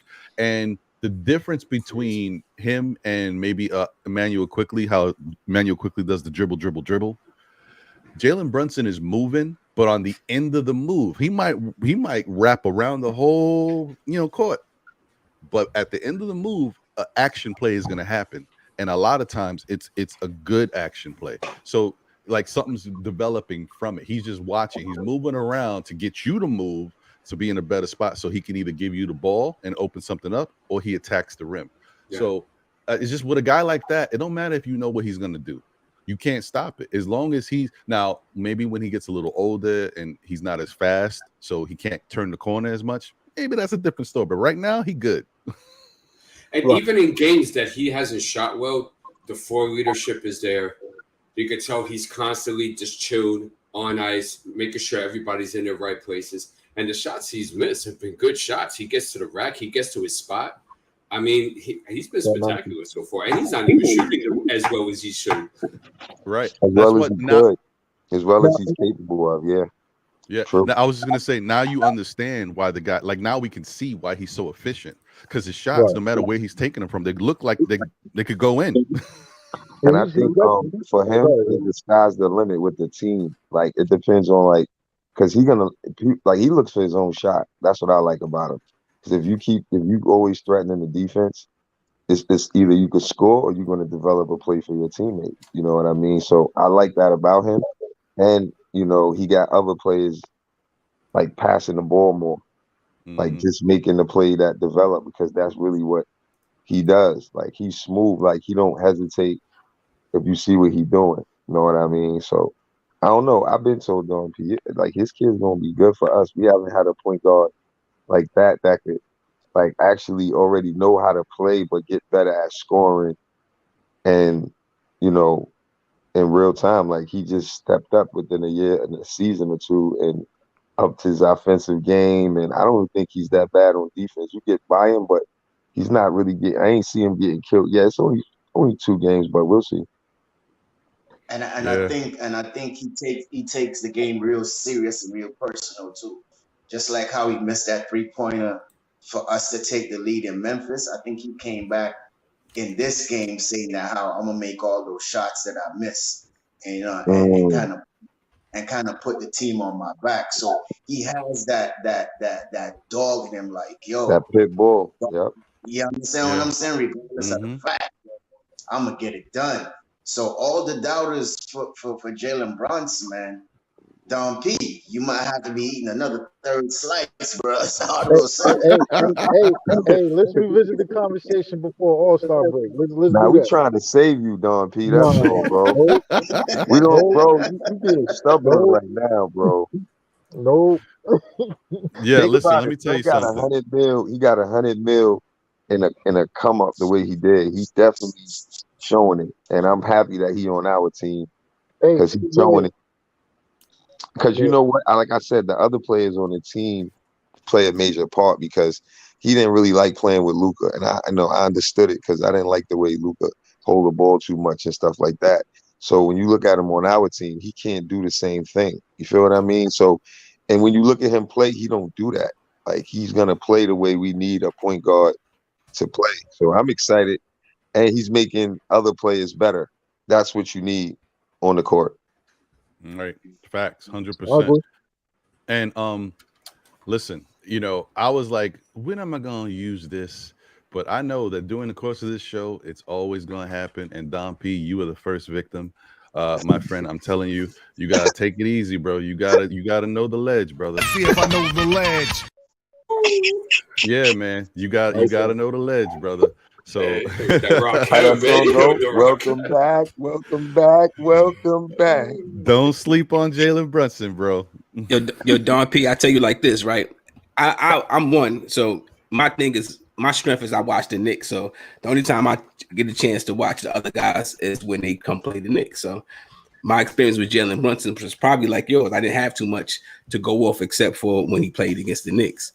But you know, Hard and Braun and all these other guys, they like, nah, he the truth. He the truth. So I said, all right, I'm gonna believe in what y'all telling me. But when I seen that boy play in the playoffs, and you know, in the playoffs is where stars, it's where you separate the men from the boys, and that's why the superstars is who they are because they perform in the playoffs, and that's what you. That's kind of your intel. That's all you need to look at a player and how he's going to play is how he performs in the playoff. That goes in all the sports. You're looking at baseball, you're looking at these guys. Yeah. You're looking at Aaron Judge, right? You say Aaron Judge is a home run hitter, yada yada yada, but he sucks in the playoffs. So is he really worth that kind of money that he demand? Because that's how the Yankees is looking at it. So here you got Jalen Brunson, who performs in the playoff, and I watched him, and I said, shit, if he could play like that in the playoffs, he eliminated. What did you say, Al? Nah, I didn't say nothing. My bad. Oh, okay. No, continue. I didn't hear you. I think he still got to prove to do it in the Garden, though. I think that's what he want to prove, bro. I think he gonna want to prove because to do it in the Garden is like a whole nother accolade. It is. So it's like, and for him to do it on his own instead of like with Luka and what they had, because it's a different system and everything. So he still got a lot to prove. I just feel like, you know, if he made Randall and them dudes start to play a certain way, and then that's what we needed. It's not like you could tell somebody how to play. When you take over a certain role of the team, and then dudes could fall into what they really could do better. You know what I'm saying? So I think that's the key with Brunson. You know, it ain't really like I don't think he could do what Luka nobody really could do yet. He got to prove that. Hopefully, he proved that on our team. And another thing too with him is that, you know, the playoff appearance and his beautiful run he had, he didn't want to base it off that necessarily because look, we have history of that. Jerome James, remember that contract? Remember that playoff run he had? Right, and we went out. Jared Jeffries was another one. He had a little playoff with Washington, right? Exactly. So you know that's not. It's a metric, but it doesn't always prove itself worthy. But you could just tell with Jalen. Like, you could tell the players though, D. You know, you could tell them players. But I think what's different about Jalen is that, you know, you could just tell just how he is. It's all business, bro. It's no crap. He could create his own shot. He shot officially throughout his career since Villanova, probably since high school. And you could just tell just by the way he was talking to interviews, JJ Reddick and stuff like that, where he was like, nah, man, this guy's the real deal, bro. And you just knew he was as soon as he walks into the building, without a doubt. Facts. Agreed. I was talking to somebody last night, and I was saying, like, the Knicks need players like Barrett, Brunson, because in the city, remember, like JR numbers in Club 1 Oak, or like they wasn't even training, like they was hanging out. So we need these type of guys that's really gonna be pit Take the bulls game and serious. taking the game real serious, like Barrett, even Randall. Now I want to shout out Julius Randle. I didn't get a chance to do that on this show, but I have been lately, because all I ask for as a Knicks fan is for you to play the good right basketball. You know what I'm saying? I'm not gonna sit and watch you play the right basketball and not shout you out, because we all have one ultimate goal. So that's the same thing like how we trying to tell you, Don P, like about Brunson. You kind of barking up because that player going in the right direction. And if Randall figured this out, he's going in the right direction as well. So I just wanted to say that. And like I said, we need players that are going to be dedicated to what we need to get done. It's a lot of distractions in New York. You know what I'm saying? Yeah, That's a Rihanna fact. Coke on JR. I remember that. That's a fact. That's a fact. Listen, man, just understand that as much as even in the beginning of the season, we saw Kimba. Well, let me say it this way. Okay, we saw what Kimba did last year for the Knicks when he was out there and got good playing time and his game was going. He had some good moments for us, but there was so few. Like, you could count them. I think you could count them on two hands how many good moments he had in an 82-game season with the Knicks. For other reasons, he was benched, all that stuff that happened, but there was also bad times out there for him where he was like, letting everything, take place on the court, and he was given no resistance. But my point is the actual production you got from that position, especially from the starters. No matter what you may think about Jalen Brunson, maybe you want to see him because he's $100 million man. He's a point guard. You want to see more from him. Just understand what he's giving you is stuff we didn't get consistently, and it makes a difference on every given night. It adds to stuff. So some of them games that we might have lost that was close, we wasn't getting anything from the point guard spot. Don't forget last year there was games we wasn't getting nothing from the PG spot and the shooting guard spot because Evan Fournier had some rough ones. So Randall think playing about both. that. Right. Think about that. And then how the benefit of last night, even though Evan didn't have an incredible game, he only took a few shots, but he provided 8 points. And then Brunson provided 17. Add that together. Think of the difference that impacts and how that makes points towards winning. It helps us. We And in the a fact that dogfight if Brunson ain't playing in those games. I think we got him for a discount, Yeah. if you ask me. Especially if he's going upward right now too. He's living up to it to me. So we got him for a deal. If we don't have him, a lot of these games we not even in. Like, we probably barely beat Detroit. We lose by more than that for Memphis. So I'll take that game against Memphis anyway. Go ahead, D. Yeah, no doubt. I just thought you were finished. That another thing too is that, Ron, you brought up a couple of years. We haven't had point guard. We haven't had point guard production like this since Mark Jackson. So you take that with open arms and you hug that real tight. How long, D? How long, D? Was that 40 years? 30 years? Something like that? I mean, they put up the stat last night. Didn't they put the stat up about the point guards? Yeah. Oh, man, was it that terrible to watch? It was like 14. It was like 14 years since we had like a good one. You know what, D? That's a good comparison, though. It's like we had 13. We had 13. We had 13 different point guards. That says a lot. In 14 years. Sheesh. Yeah, Mark Jackson wasn't the most athletic, gifted, and he didn't have the physical tools, but his IQ was off the charts, and he always made the right basketball move. That actually is a good comparison. Mark Jackson is a good comparison to a guy like Jalen Brunson. Brunson is just more of a modern day point guard, though, because the game changed so much since when Jackson was being a point guard. You know what I'm saying? I'm from the city, so I grew up. I know about Mark Jackson heavy. He's just and Brunson is from here too, bro. You know what I'm saying? Like, he's just a modern, he's just different. He can get a bucket different. It's the game back then. You had to really pass more. Then you have the option to be more as aggressive as point guards is now. You know what I mean? I'm not saying you didn't have some back in the days, but you get my point. Yeah. What were you going to say, Steph? And to Worldwide L's point, I think they said 3 point guards within that time started on opening night consecutively. So I think that was Ward, Duhan, and Stephon Marbury. That was a lot. That was a lot. That number was a lot. I was like, wow, when I heard that number. Yeah. Oh man. So go ahead. What were you gonna say? Oh nah, man, you was gonna go to a segment. My bad. Yeah. I just wanted to get. Normally, I would go to the box score and we, talk about some of the stuff because D already talked about it. But I would put it up on the screen so we could just look at it real quick. And I will do that. I just want to highlight these three players first, and then go from there, and we can kind of look at what everybody did for the night. But first player up, because I think this is going to be a up and down year for him. This ain't the last time we're going to give him some hell. But last night I think he did okay. There was still certain things that I'm not in love with. I guess I'll talk about it as well when I put him up there. So, Mr. Emmanuel Quickley. That's where you're starting. That's where I'm starting, man. I like that graphic. Don't nobody give me a headache more than this dude, yo. And I like Quickley. Yo, man, listen. Shout out to Quickley because the thing that I will say about Emmanuel Quickley, he's one of them players. Okay, there's a few. I think the Knicks have a few, but I'm just gonna point to him first. And there's definitely guys like that in the NBA. He's a guy that when you look at him out there, you're like, damn, yo, he's pulling. Damn, it looked like he's taking a lot of shots.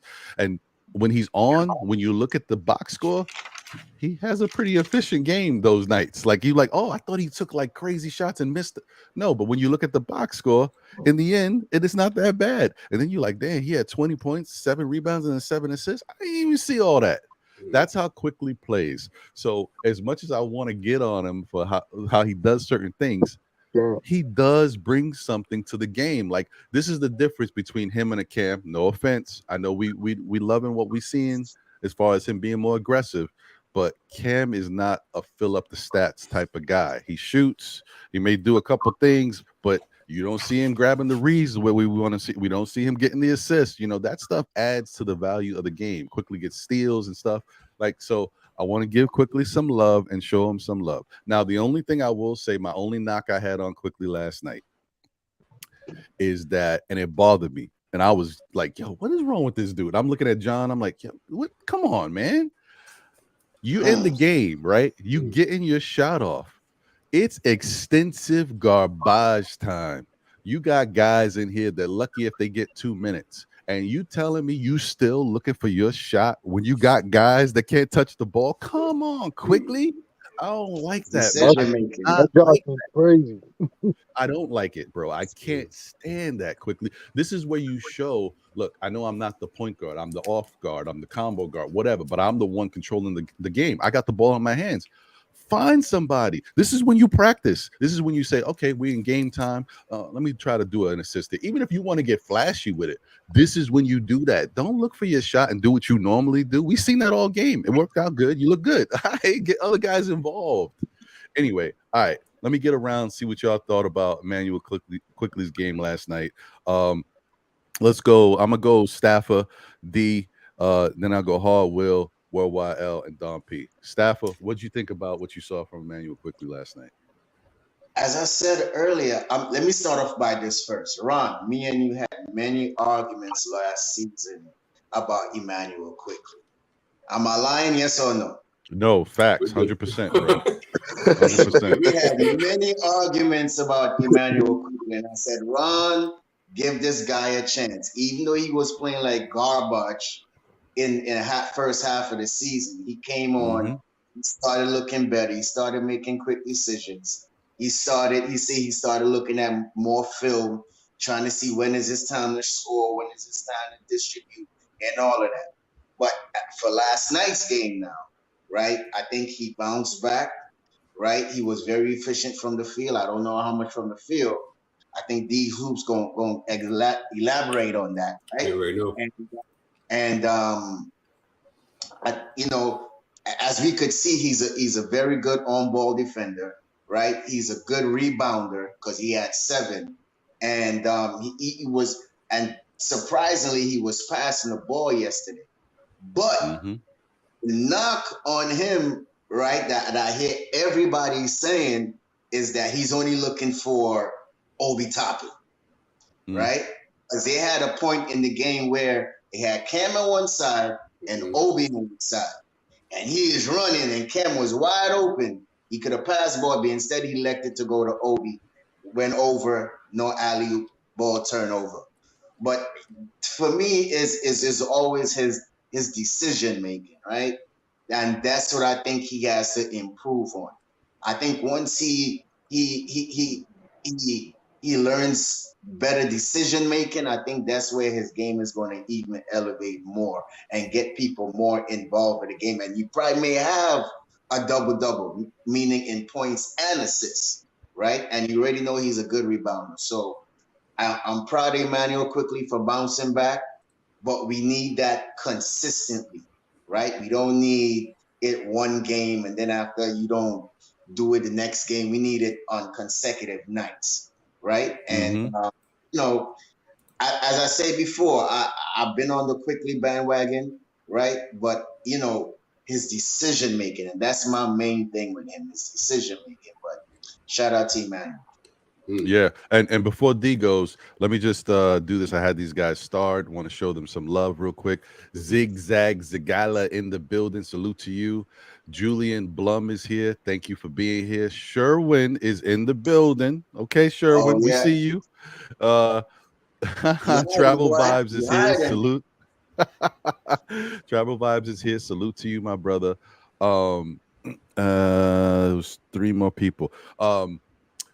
Knicks Real Talk, my man Divine in the building. Salute to you, Divine. Appreciate you, my brother. It wasn't the same without you being there last night, but we talked about it. I know you couldn't make it. It was great to see Shah there to hold it down for Knicks Real Talk. But next time, man, next time there's an event, or if we're able to ever do something where we head out to Charlotte and catch a game out there, versus the Knicks would be dope. Waiting for you, bro. Yeah, we'll see what we can do, man. We'll see what we can do. Money got to be right. You know what I mean? Shout out to my guy Kareem Grant.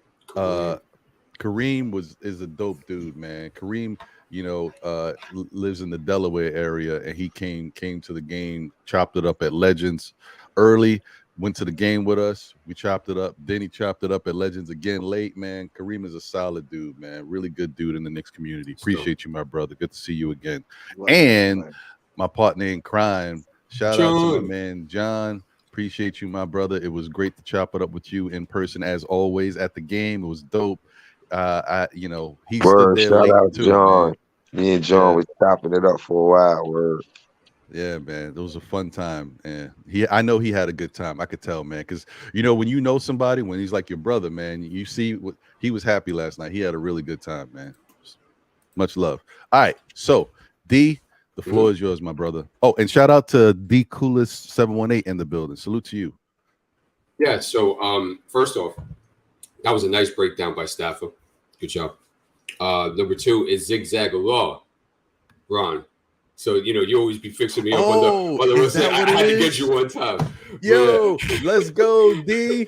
D finally got me. I'm usually the one correcting everybody. Yo, Ron, D. Boogie keep wanting you to drop the link. Oh, Zigzag Allah. So, okay, so this is what I'm going to do, guys. I'm going to go to D, let D get hit. Oh, shoot. I don't even know. Hold on 1 second, D. Hold on 1 second. Let me get Jay. Well, nah, you go ahead, do your thing. My fault. I'm all over the place because I know Jay Boogie's about to jump on a plane. I don't know how much time he got, but so yeah, get do your thing. In here first, and let's take care of that. Yeah, let's see if we can get him in here. Because I know he said his flight is at 12 something, so I don't know what's the deal. Hopefully he didn't miss it. Well, nah, you know what? Go ahead, because I don't want to have 12:45 right now. So yeah, go ahead, do your thing, D. We'll figure it out. Okay, no doubt. Okay, Manuel quickly, right? Okay, and Stafford, he said my conclusion about, so that was a shout out to that. 8 of 14 for the field, 57%, 3 of 8 for 3 from 37.5%. That's okay. 1 of 1 for the free throw line.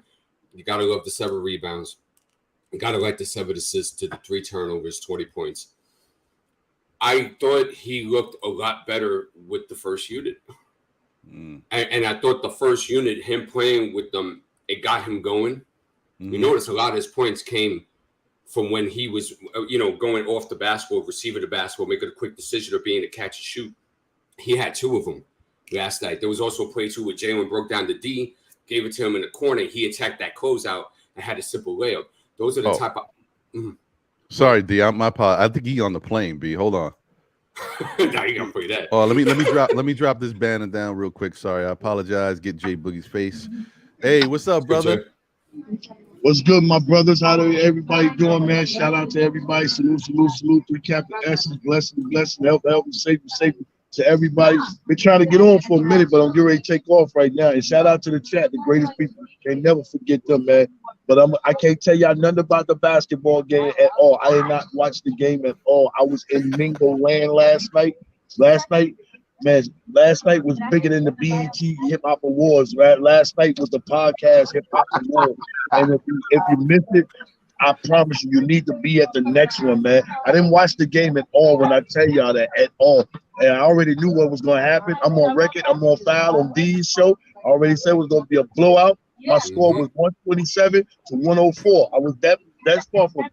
But, more importantly, to come rock with everybody, man. Yeah, to shake my brother's hand, hug my brother, man. Tell him how much I appreciate him. Same go for the sisters, man. So last night, man, was just a historical night, you know what I'm saying, amongst all my brethren, man, because it's crazy. I say it all the time, how you can be so close to a brother that's so far away and then be much closer to someone that's close to you, you know what I'm saying? Last night, man, you can leave stuff, man. People's like, yo, your bag here, you missed that, man.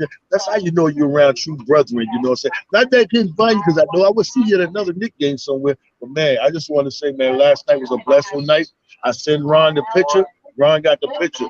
I was able to go backstage last night and mingle with some of the NBA players. I had a one-on-one conversation for a few minutes with Julius Randle. And when I told him, I know you don't know who I am, but I'm the one that wrote the MIP song on you. He was like, yeah, I appreciate you, man. I said, yeah, I got another one. He was like, you need to go and play. I said, I'm going to see what you're going to do. He said he's going to turn up this year. That's exactly what he told me.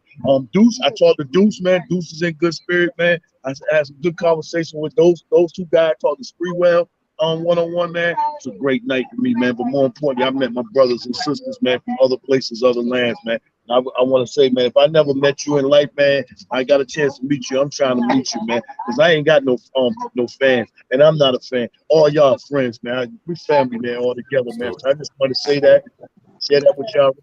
Like you ain't go there. I'll let you know when I get down, man. Salute, 3 capital S. Love and blessing. Get home safe, brother. Have a safe flight, definitely. Love you, my bro. Man, it's on y'all, man. Y'all got me doing crazy. JFK ain't never coming back here. I'm going to LaGuardia. They take my bag. Everything going on, man. You got to fly to Newark, bug. Huh? Newark next time. Man, we got to hopefully one day what's his name? Steve Stout cut the check, stop playing games. We get that straight check. All right, my brother. Yo, be safe, okay? No Holla at me doubt, when you get out there. Let me know you safe.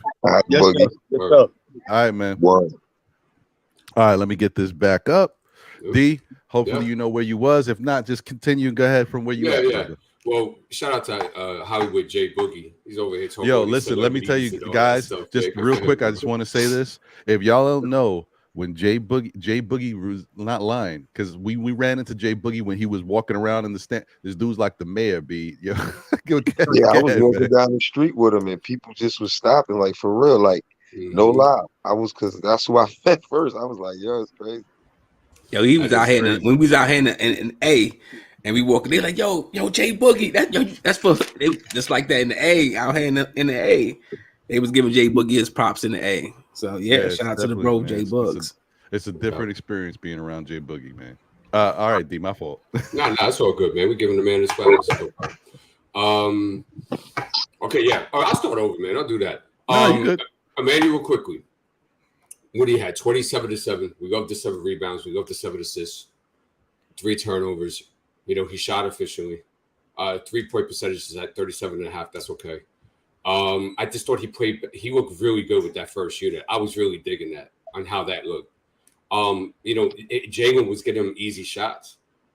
He had a couple of catch and shoot. He had one from Jalen, one from Rose. We'll talk about those guys later. I feel that's easy for quickly. I think it makes it easier for him. I think it allows the game to come to him a little bit better, a little bit smoother. I think that's a good look for him. Like I was saying, Jalen, he got into the paint, whipped him out in the corner. He attacked the closeout, easy layup. You could tell Emmanuel quickly looks very comfortable with that. So I thought that was great to see. You notice our complaints, and it starts going downward, was when he was having the ball in his hand trying to make something happen instead of just being on Vernon Maxwell type of mode, kill mode, microwave mode that we all want him to be. When he was on that, it looked spectacular.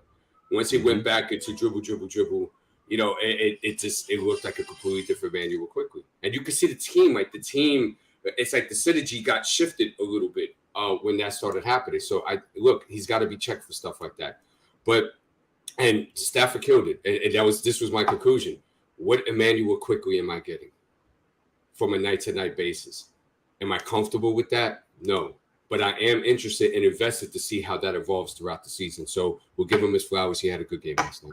Right. Agreed. Yeah, man. Hall Will? My take on that, they covered quickly well.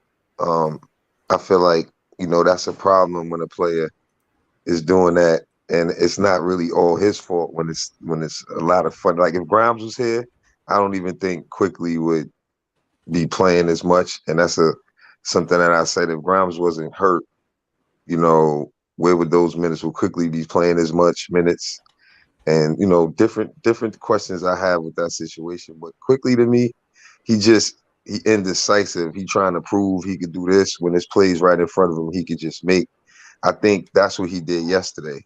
He made plays that, you know, we've been seeing that he should have made, or when he shoots shots that he just shoot the ball instead of thinking about shooting the ball and doing, you know, other things that just don't look like good basketball. You know what I'm saying? And I think now when you got people on the team like Brunson, like we already spoke about, and just players trying to play good basketball, he gotta do that. It ups everything, or you're gonna get out of you ain't gonna play. You know what I'm saying? He can't come out there not passing the Cam when Cam is open. You know what I'm saying? Yesterday I seen it. I said he gave Cam a dap and he made a couple passes to Cam, and I was like, okay, that's progress right there for Quickly, if you ask me, because it was like, man, is this guy point shaving? Like, what's going on? Like, you know what I'm saying? Either he don't know how to see that play, or he just don't want to make that play. It's one or the other, bro. And I don't want to think you can't make that play. You know what I mean? And like I said, they covered his numbers, and you know how it is. Who we gonna get today? But I think, you know, he played in that lineup. Like I think D mentioned, he played in the lineup, and he, you know, when you have something to prove, that's the type of stuff you do when you get in the starting lineup, when you should just be doing that on a regular. You know what I'm saying? And that's my point, really. A lot of these guys is in their head, and I don't really try to blame the player for that, because you shouldn't be having to prove. You should just be playing comfortably and trying to get better at learning how to play with your teammates. You know what I mean? Not isolating nobody, and because we winning as a unit. And I think that's the problem for me with Quickly. You know what I mean? He feel like other dudes going to take his minutes or his spot, and that could put you in an uncomfortable position playing basketball. When in the NBA, especially when you're making bread or you're trying to make bread, you got to learn how to look like you just fit in and know how to help your team win. And I felt like he was that guy that could come off the bench and bring us energy and buckets, and just use him for that reason. But they, you know how it is. You know it's whole situation. But that's my take. Yeah, no doubt. That's look, man. That's a fact. That I think I think he just gotta take it easy. You gotta slow down a little bit, man. Just, you know, give himself time to kind of work on things and understand. Listen, I'm that combo guard, but you know what? When the ball's in my hands, I got a responsibility. Just think about that first and do things your way, but think about the guys, man. And you know what? Yeah. Sometimes, look, Obi knows that's his boy. You see Obi always looking for Quickly. When Quickly got the ball, Yeah, you know that's bad though, Ron. I know, but that's what I'm saying. Go over to Obi. Yo, Obi, I got you, my brother, but I'm trying to move the ball around. You know what I mean? You got to tell Obi that. No, you know what it's like, though? You know what it's like, Ron? You can't predict what you're gonna do. You gotta just react or be, you know, how to, you know, make good decision making, and be a good, you know what I mean? You can't go in there and say you're gonna do these type of moves, because you don't know that, you know, and that's the problem. You gotta just play the game according to how the game. Read the game, like even Tip says sometimes, you know what I mean? And that's the problem with Quickly as well. He tries to just go and do stuff like you got to just play what make the best decisions on the play that develops quickly. Right. And you don't have to go crazy every night. Do what the team needs you to do to win. That's key for quickly. Facts. I agree 100%. So I think I damn near forgot my order, but I'm just gonna mess around, go Worldwide L and then Don P if I mixed it up. L. No, my thing with quickly is just I'm just happy that like I told Hardwell the other on our show, I'm just happy I don't have to wait to see him play good. With Stafford and everybody else said, great points. My thing with quickly, I just want him to be more consistent. Just be more consistent. Even if you ain't scoring 20 points, to have the 7 rebounds, have a few assists. I think him playing with the starters, it kind of makes life easy, with them starters, because they're not going to allow you to come, mess with what they got going on. So you kind of got to fit in with what they're doing, and it kind of makes life easy playing with them guys. That is what it is. That's true. I'm just happy I didn't have to wait too long to see him do good. And that's a good sign for that second unit. I think that's a real good sign for that second unit moving forward, because, truth of the matter is they struggled that first game. So to come out there in the second game and kind of get it together and know what they need to do, including Derrick Rose too. So let's not forget about him. He struggled in that first game. So he came out there, he played good in that second game. And he kind of like leads the way and kind of sets all the other guys up to have a good game. So yeah, I'm just happy I ain't have to wait too long for quickly, because we need our team. We need that bench. Right. This team goes as far as the second unit, because we already know we're gonna get from the starters. We don't want to have question marks about the bench. We want to know that we're going to get this from this bench, because if we get that from that bench, then it's going to be a lot of nights we come out on the winning end because of that bench. And that's how it's supposed to be. Yeah, keep the lead. Yeah. Then they got to be able to maintain with the starters, because you see the starters, you see how they playing, right, bro? So you see how they playing, and that bench got to be able to come in there and keep that momentum going. And if they do it like they did yesterday, man, it's gonna be a nice season, fellas. A nice season. Yeah. Yes, sir. Don P, is you ready? Yeah. Quickly be driving me crazy, man. I'm not gonna front. He be driving me bonkers, and it's not like I don't like him or anything like that. It's just, I don't know, man. It's just like he's just in his own world, but it works for him sometimes. Mm-hmm. Sometimes it works for him. You know what I mean? And I gotta ask that question. Can y'all hear me? I'm driving right now. We hear you. All right, so I gotta ask myself that question, like, is that just Quickly's game? Like, is that what we gotta expect looking forward? And if so, then yeah, we just gotta expect that moving forward, man. Like, I want to say this. I want to apologize to Brunson on this one thing. Y'all know where I'm going with it. Mm-hmm. I thought Quickly towards the end of the season was showing signs that he possibly could be a point guard, or at least earn that spot. Mm-hmm. Mm-hmm. But the way I've seen him play lately, but in these past 2 games, it's like I said, like his decision making is trash. You like, boy ain't no way, boy ain't no way. You know what? I said you like that meme, that boy ain't no way. Yeah, man. His decision making is trash, man. And I like the dude, but he's not meant to be like a pure point guard or anything like that. He's just meant to get some buckets, play make here and there, and just contribute to the game in his own way while playing his style of basketball. I think if we try to change the way he quickly plays the game, I think he will be less effective, because he's the type of player who plays off of instinct. He's not really a thinker to me. He's not really somebody who's strategic with how he plays. Right. He's not really cerebral. I think Jalen Brunson is a lot more cerebral, and I got to give him credit for that. You know what I mean? Quickly is a lot more about instincts. and what works for him, whether it works for him or not. But and I gotta push back on one thing you said, Ryan, earlier about Ken Reddish and him not um um you know stuffing up the stat sheet. My thing with Ken Reddish is he got a very short leash on him still. You know what I mean? I know Tibbs is trying to give him a shot, but us as Knicks fans, it seems like we only recognize players when they putting up a lot of points. And I think Ken Reddish, he watches these shows, he watches how we talk about him, and I think he's accepting the challenge. Like, okay, y'all only gonna recognize me when I put up points. That's what I'm gonna do. I think he's just as much capable of being a playmaker as RJ Barrett.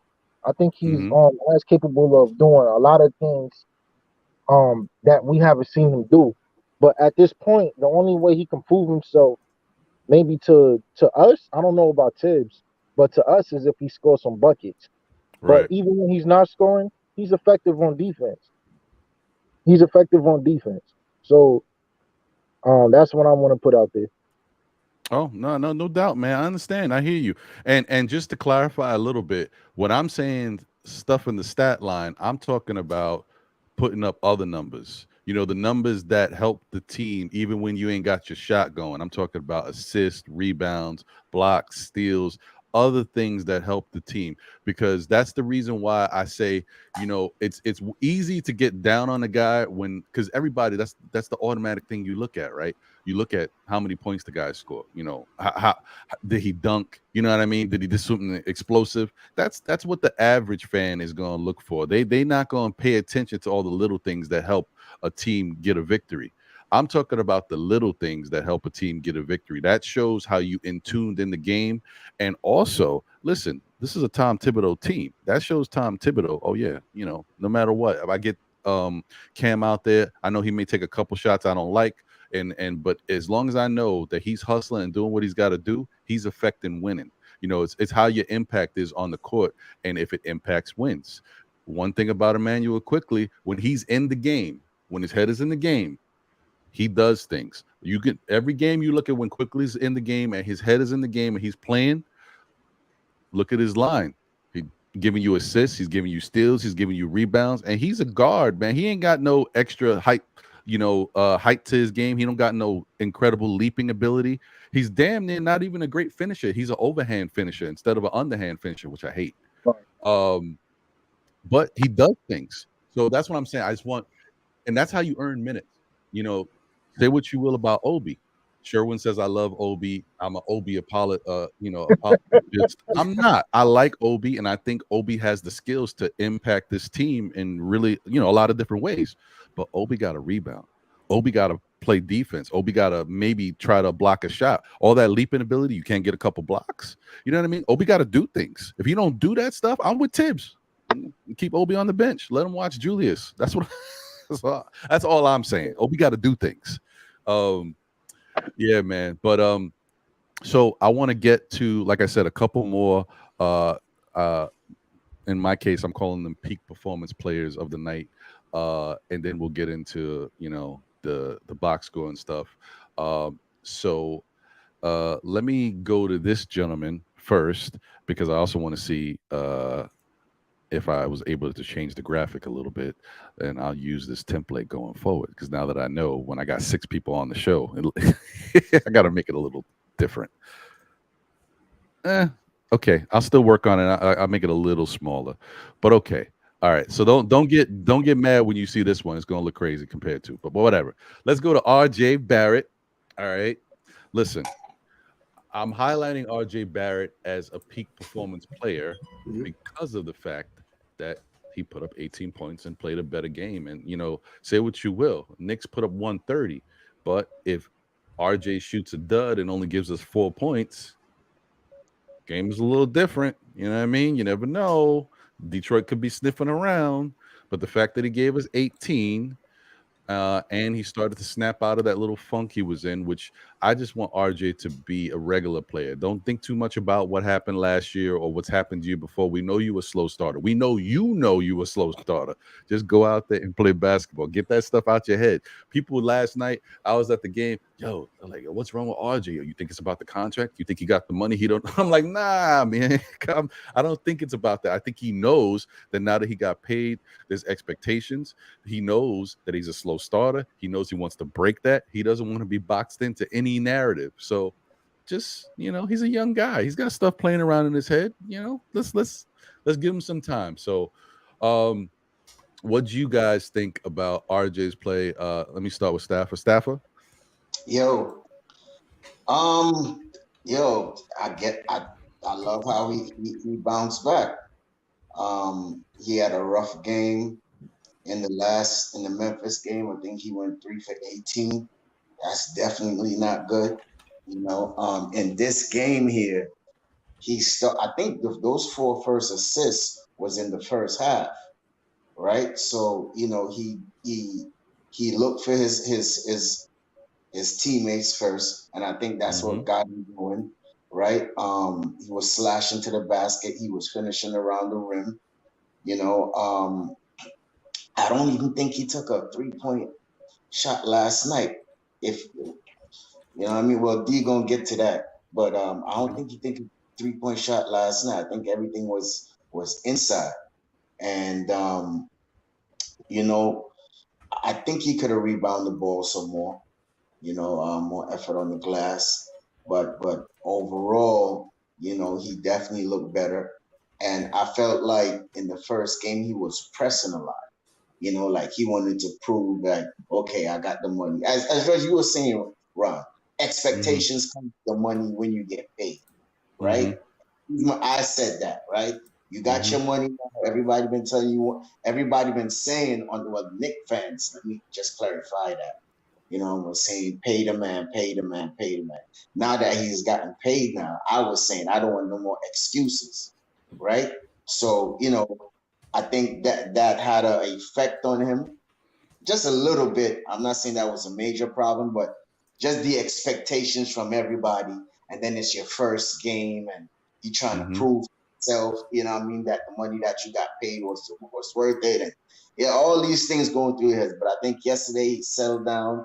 He was at the Garden, He's around friends and families, and I think probably everybody was encouraging to just keep doing your thing. And he came out and he did his thing: 18 points, 3 rebounds, 4 assists, and but I just want that consistency with him also too. Not with just quickly, just the whole team, just consistent play, bring it every night. You understand what I'm saying? And even if your night is not going, let's see the other boxes full up also too, right? So right. Yeah, that's my take on RJ. Yeah, no, that's a good take. I agree with you that that makes sense to me. I'm with you on that. Shout out to the chat once again. Let me just mention a couple names before we move on to D and get his takes on what he thought about RJ's game last night. Got a couple super chats I also want to get to.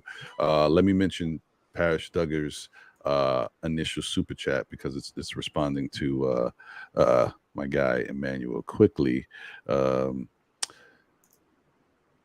Yeah, Parrish Duggar, thank you for the generous super chat. He says, "No way, quickly is our nut." Play calm. Yes, sir.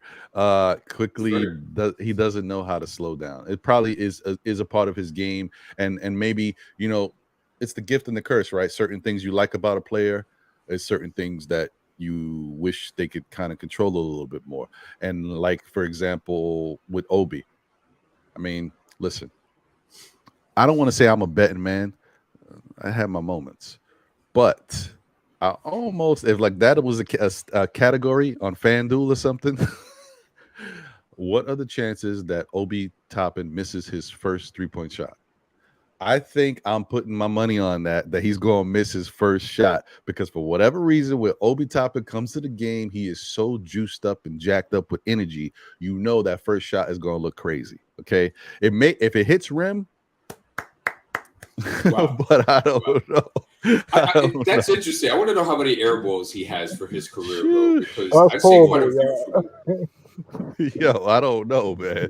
So those are the same things, but we know that Obi Toppin feeds off of that energy he has. That's why he's up and down the court. That's why you see him getting them steps on people. They can't keep up with him because he's all over the place.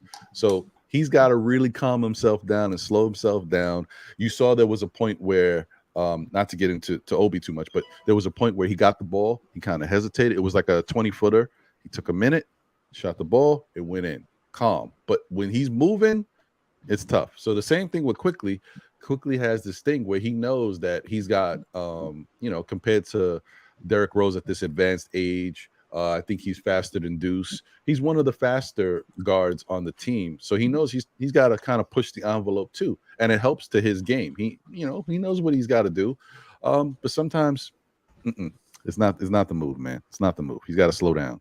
But thank you once again for the generous super chat, Parrish. As I said, I just want to mention a couple of names and we'll get over to D. Nick Yak is in the building. Salute to you, my brother. Thank you for being here. Always a pleasure. Long Island Sound is here. Thank you. Always good to see you. Allah Wise, one of the OGs of Still Knicks fans, is in the building. Appreciate you, Allah. Walter White is in the building, aka you know who he is. Salute to him, the King of New York. Mets, Knicks fans, let's go is in the building. Salute to you, my brother. 20-point win on opening night. That's a nice thing to see. Yes. Jay718 is in the building. Jay, what's good? Salute. Appreciate you. And Mike D is in the building. Also, Hector Gaston is in the building. Appreciate you, Hector. Good to see you. And let me just get to this one more generous super chat from Mr. Parrish Duggar. Appreciate you. He says, Miss Season, IQ, OB, Grimes, Sims, and Cam will be Mariano. Those last 20 games were no fluke. This crew will blow people out the gym, rebound, and go kill. I agree. I agree that they're going to have some really good moments. However, I will say that as much as I want to give credit to the Detroit Pistons for the team they built around themselves, it's going to take some time for them to get themselves together and really start to gel. Last night was not it. Okay, so the Knicks benefited from that as well. Another team might have made the game a little bit more interesting. The Knicks, I think, the way they played last night would have beat a lot of teams, so I think they still would have won, but it wouldn't have been no 130 to 106. Yeah, they was missing on a bunch of their free throws on the Pistons side of the ball.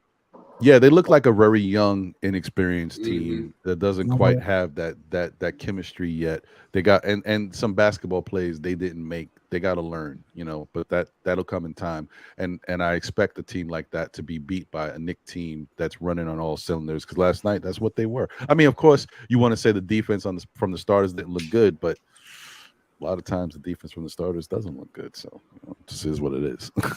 quick question before you go around, just a real little small question. How'd you feel about Jaden Ivey? Seeing as that we was ready to trade away a lot of pieces for him as a fan base.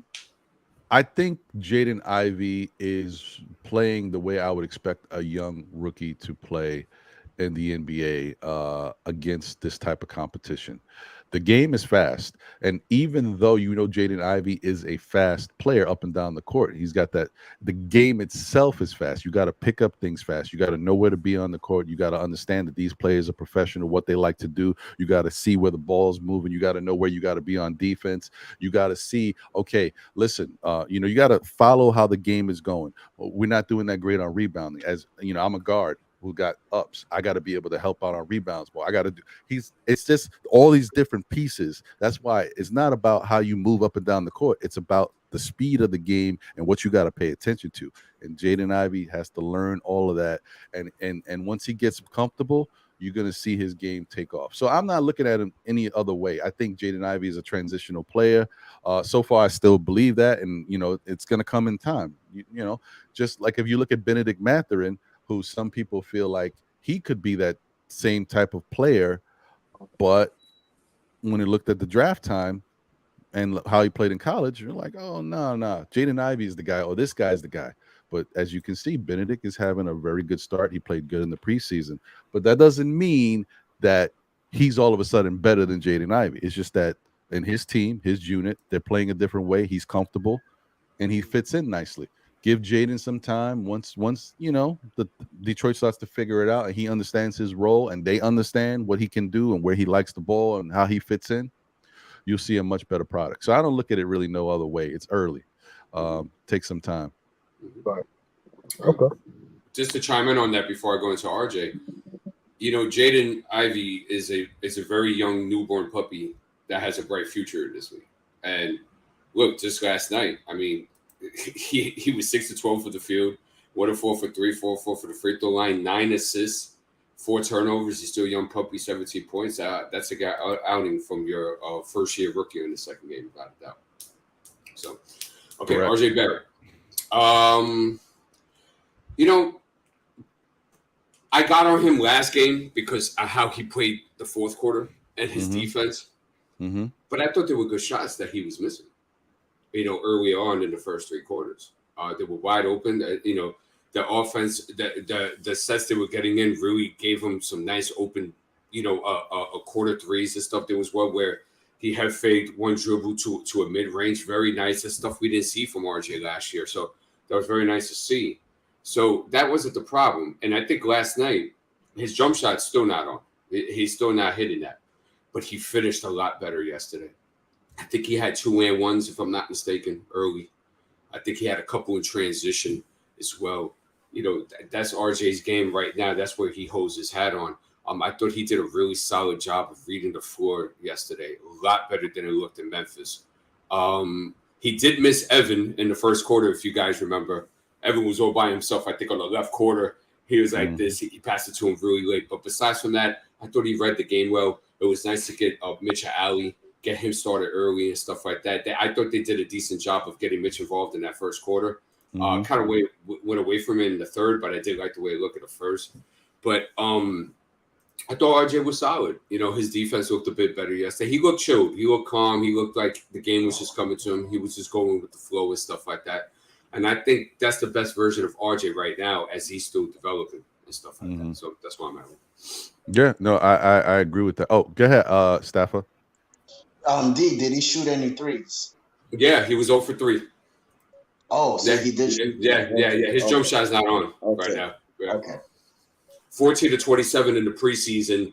I think he's 1 of 9 or something like that. No, 0 of 9 from 3 so far in the season. So something to definitely keep an eye out on. Yeah, man. Well, listen, I think it's gonna come in time.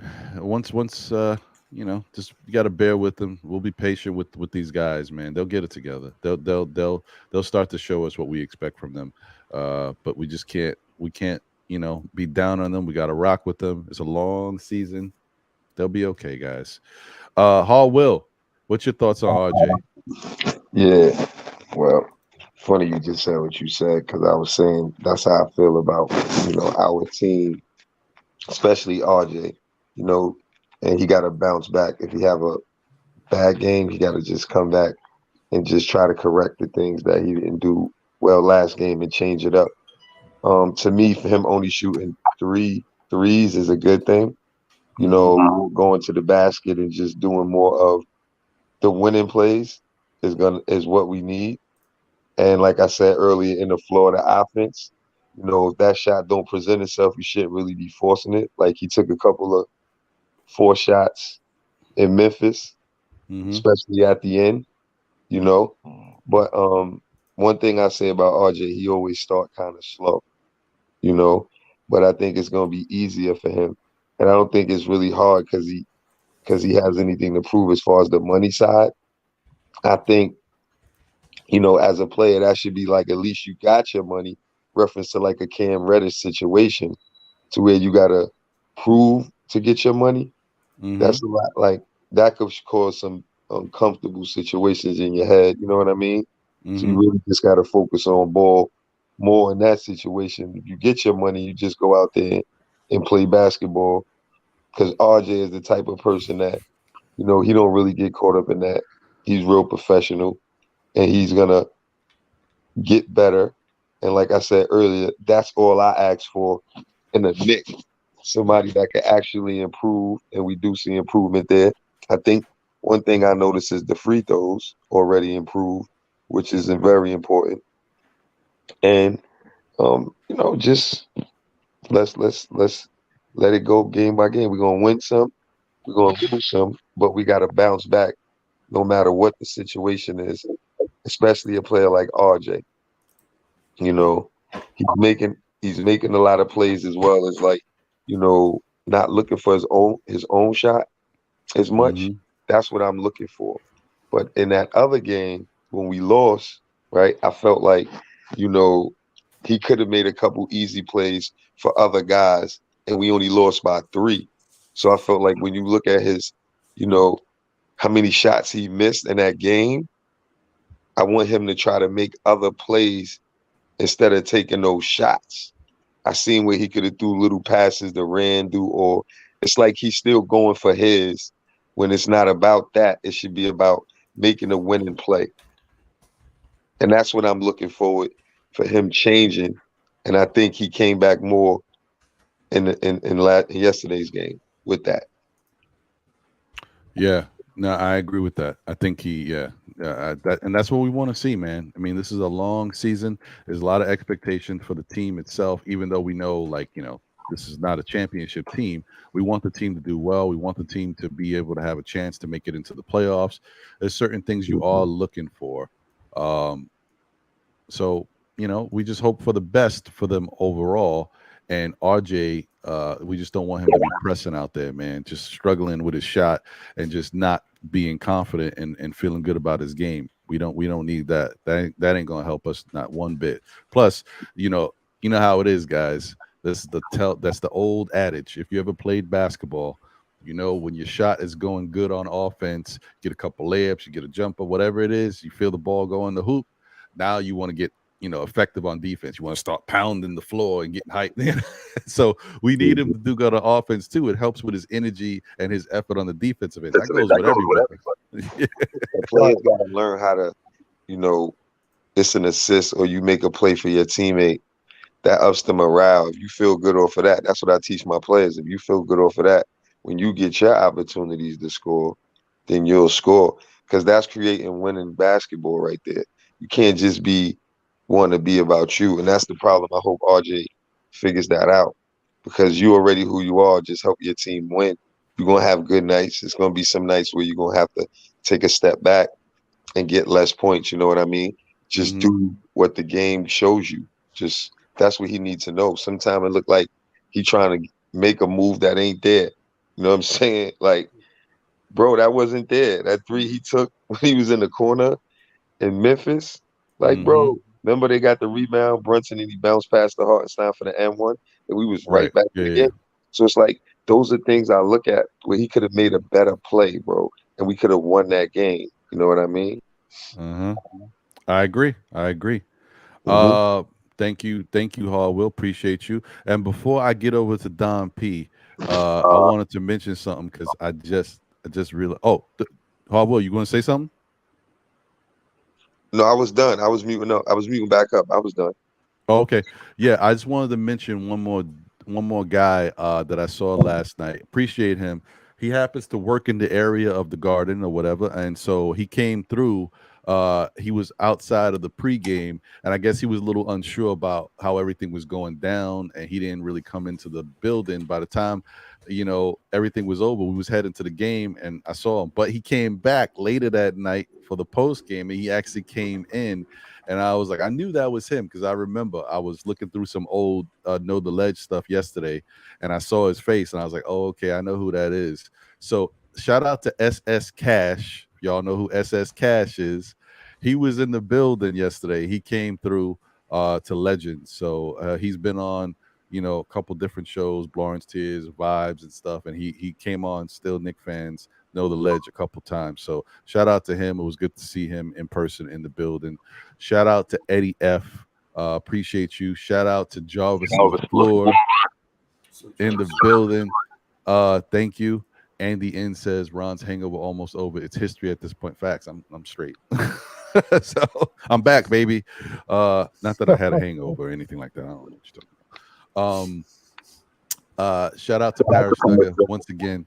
Thank you for the generous super chat. He said, all jokes aside, IQ knows how to assist the Rock. He's like me. He knows he had to get his shot going first, and then he'll do phase 2 and play the right way. I agree with that. My only problem is get into that phase 2 and let it rock, especially know your personnel, know who's out there on the court. When you got these guys who don't play, give them some love, man. Get them in the game. That's then they in better spirits, and it's not just a win for the starters and the immediate bench. It's a win for everybody. It makes them feel like they're part of the game. That's all I'm saying. All right. Thank you, Paris Doug. Appreciate you. Don P.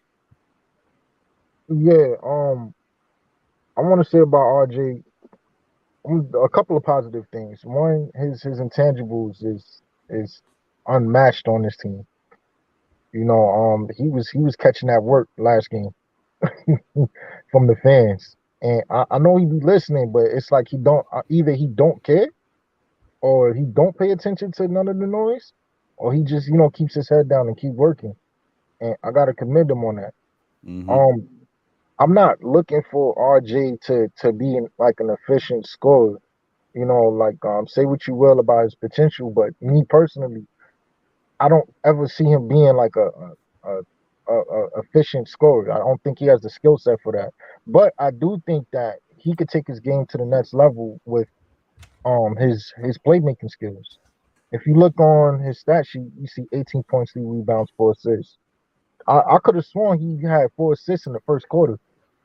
I could have sworn he did. And I felt like he could have ended off the game with at least 7, 8 assists. And what drives me crazy, it's not when people miss open shots. That's not what drives me crazy. It's when we leave points on the board by not passing it to the open man. Mm-hmm. Like that's the part that drives me crazy. And I see a lot of that going around. Like when players who has like an unsure situation or don't have a contract like a RJ and don't have a contract like a Hartenstein and Mitchell Robinson, when they jack up shots, I can understand. They're literally playing for their careers. But somebody like RJ, where his minutes is solidified, it's nothing. It should be nothing for him to just play make for other players. He's gonna get hit. He's gonna get the minutes. I've seen this dude have 6 horrible games back to back last season, and Thibs didn't take him out. So his minutes is solidified. You know what I mean? He doesn't have to prove anything but just play winning basketball. And that's me personally. That's all I ask for him. You don't got to be an efficient. I would like for him to hit his 3-point shots, but I'm not. I'm asking for him to just play good defense. If he doesn't finish at the rim when he gets fouled, hit his free throws, and most importantly, just be a better playmaker.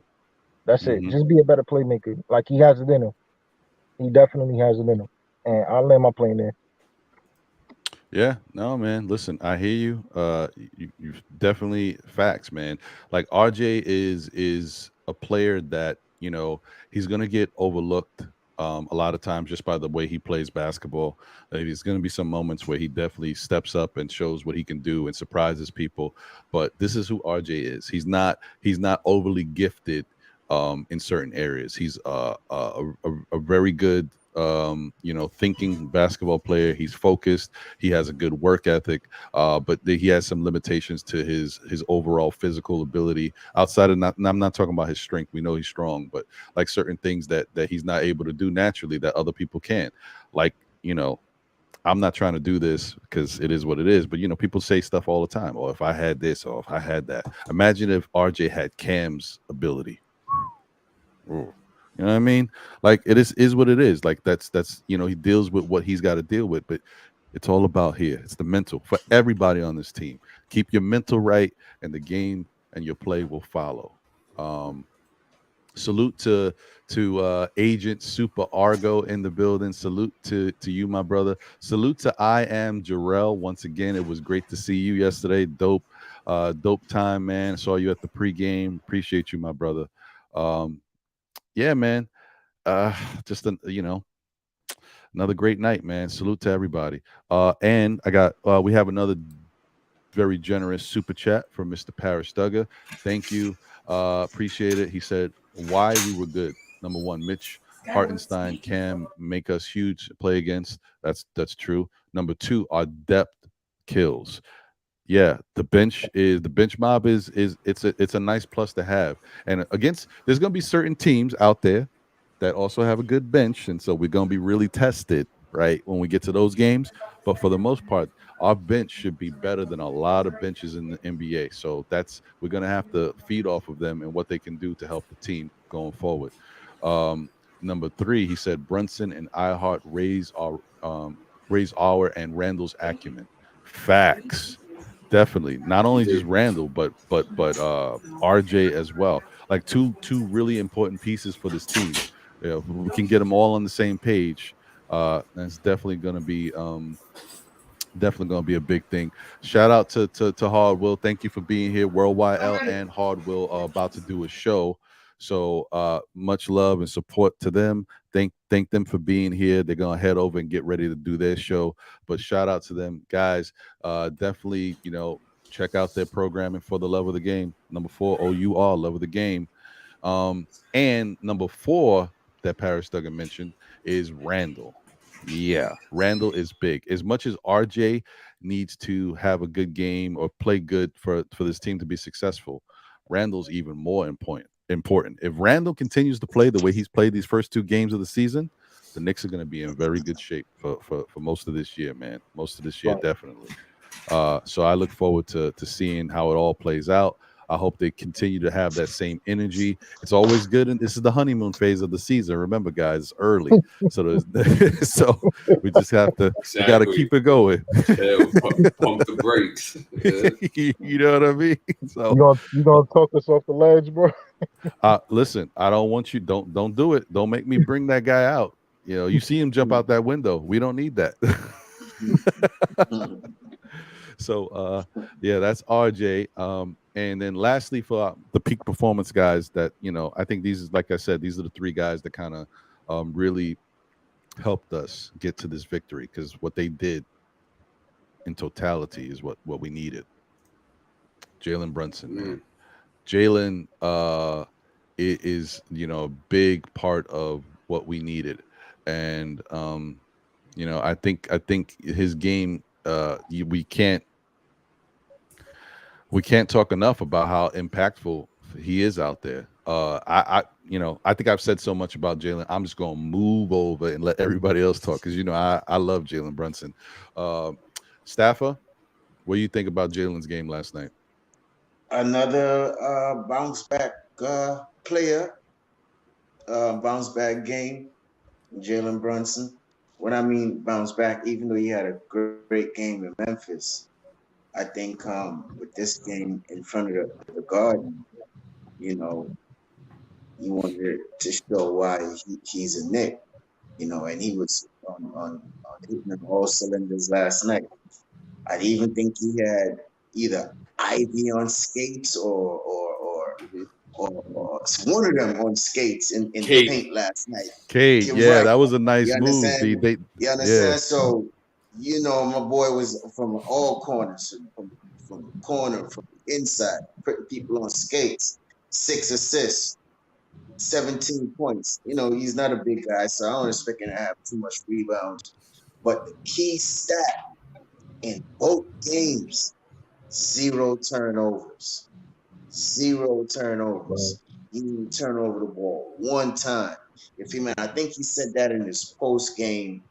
I think I was watching it this morning, but he doesn't want to turn over the ball and give the other team that possession. He that's why he's on the court for you, to take care of the ball. If you don't take care of the ball, it's going to create turnover and probably points for the other team. So I did like when he expanded on that also too. True point guard, true floor general, put everybody in their spots, and as Paris Duggan said, it's a big improvement on Randall.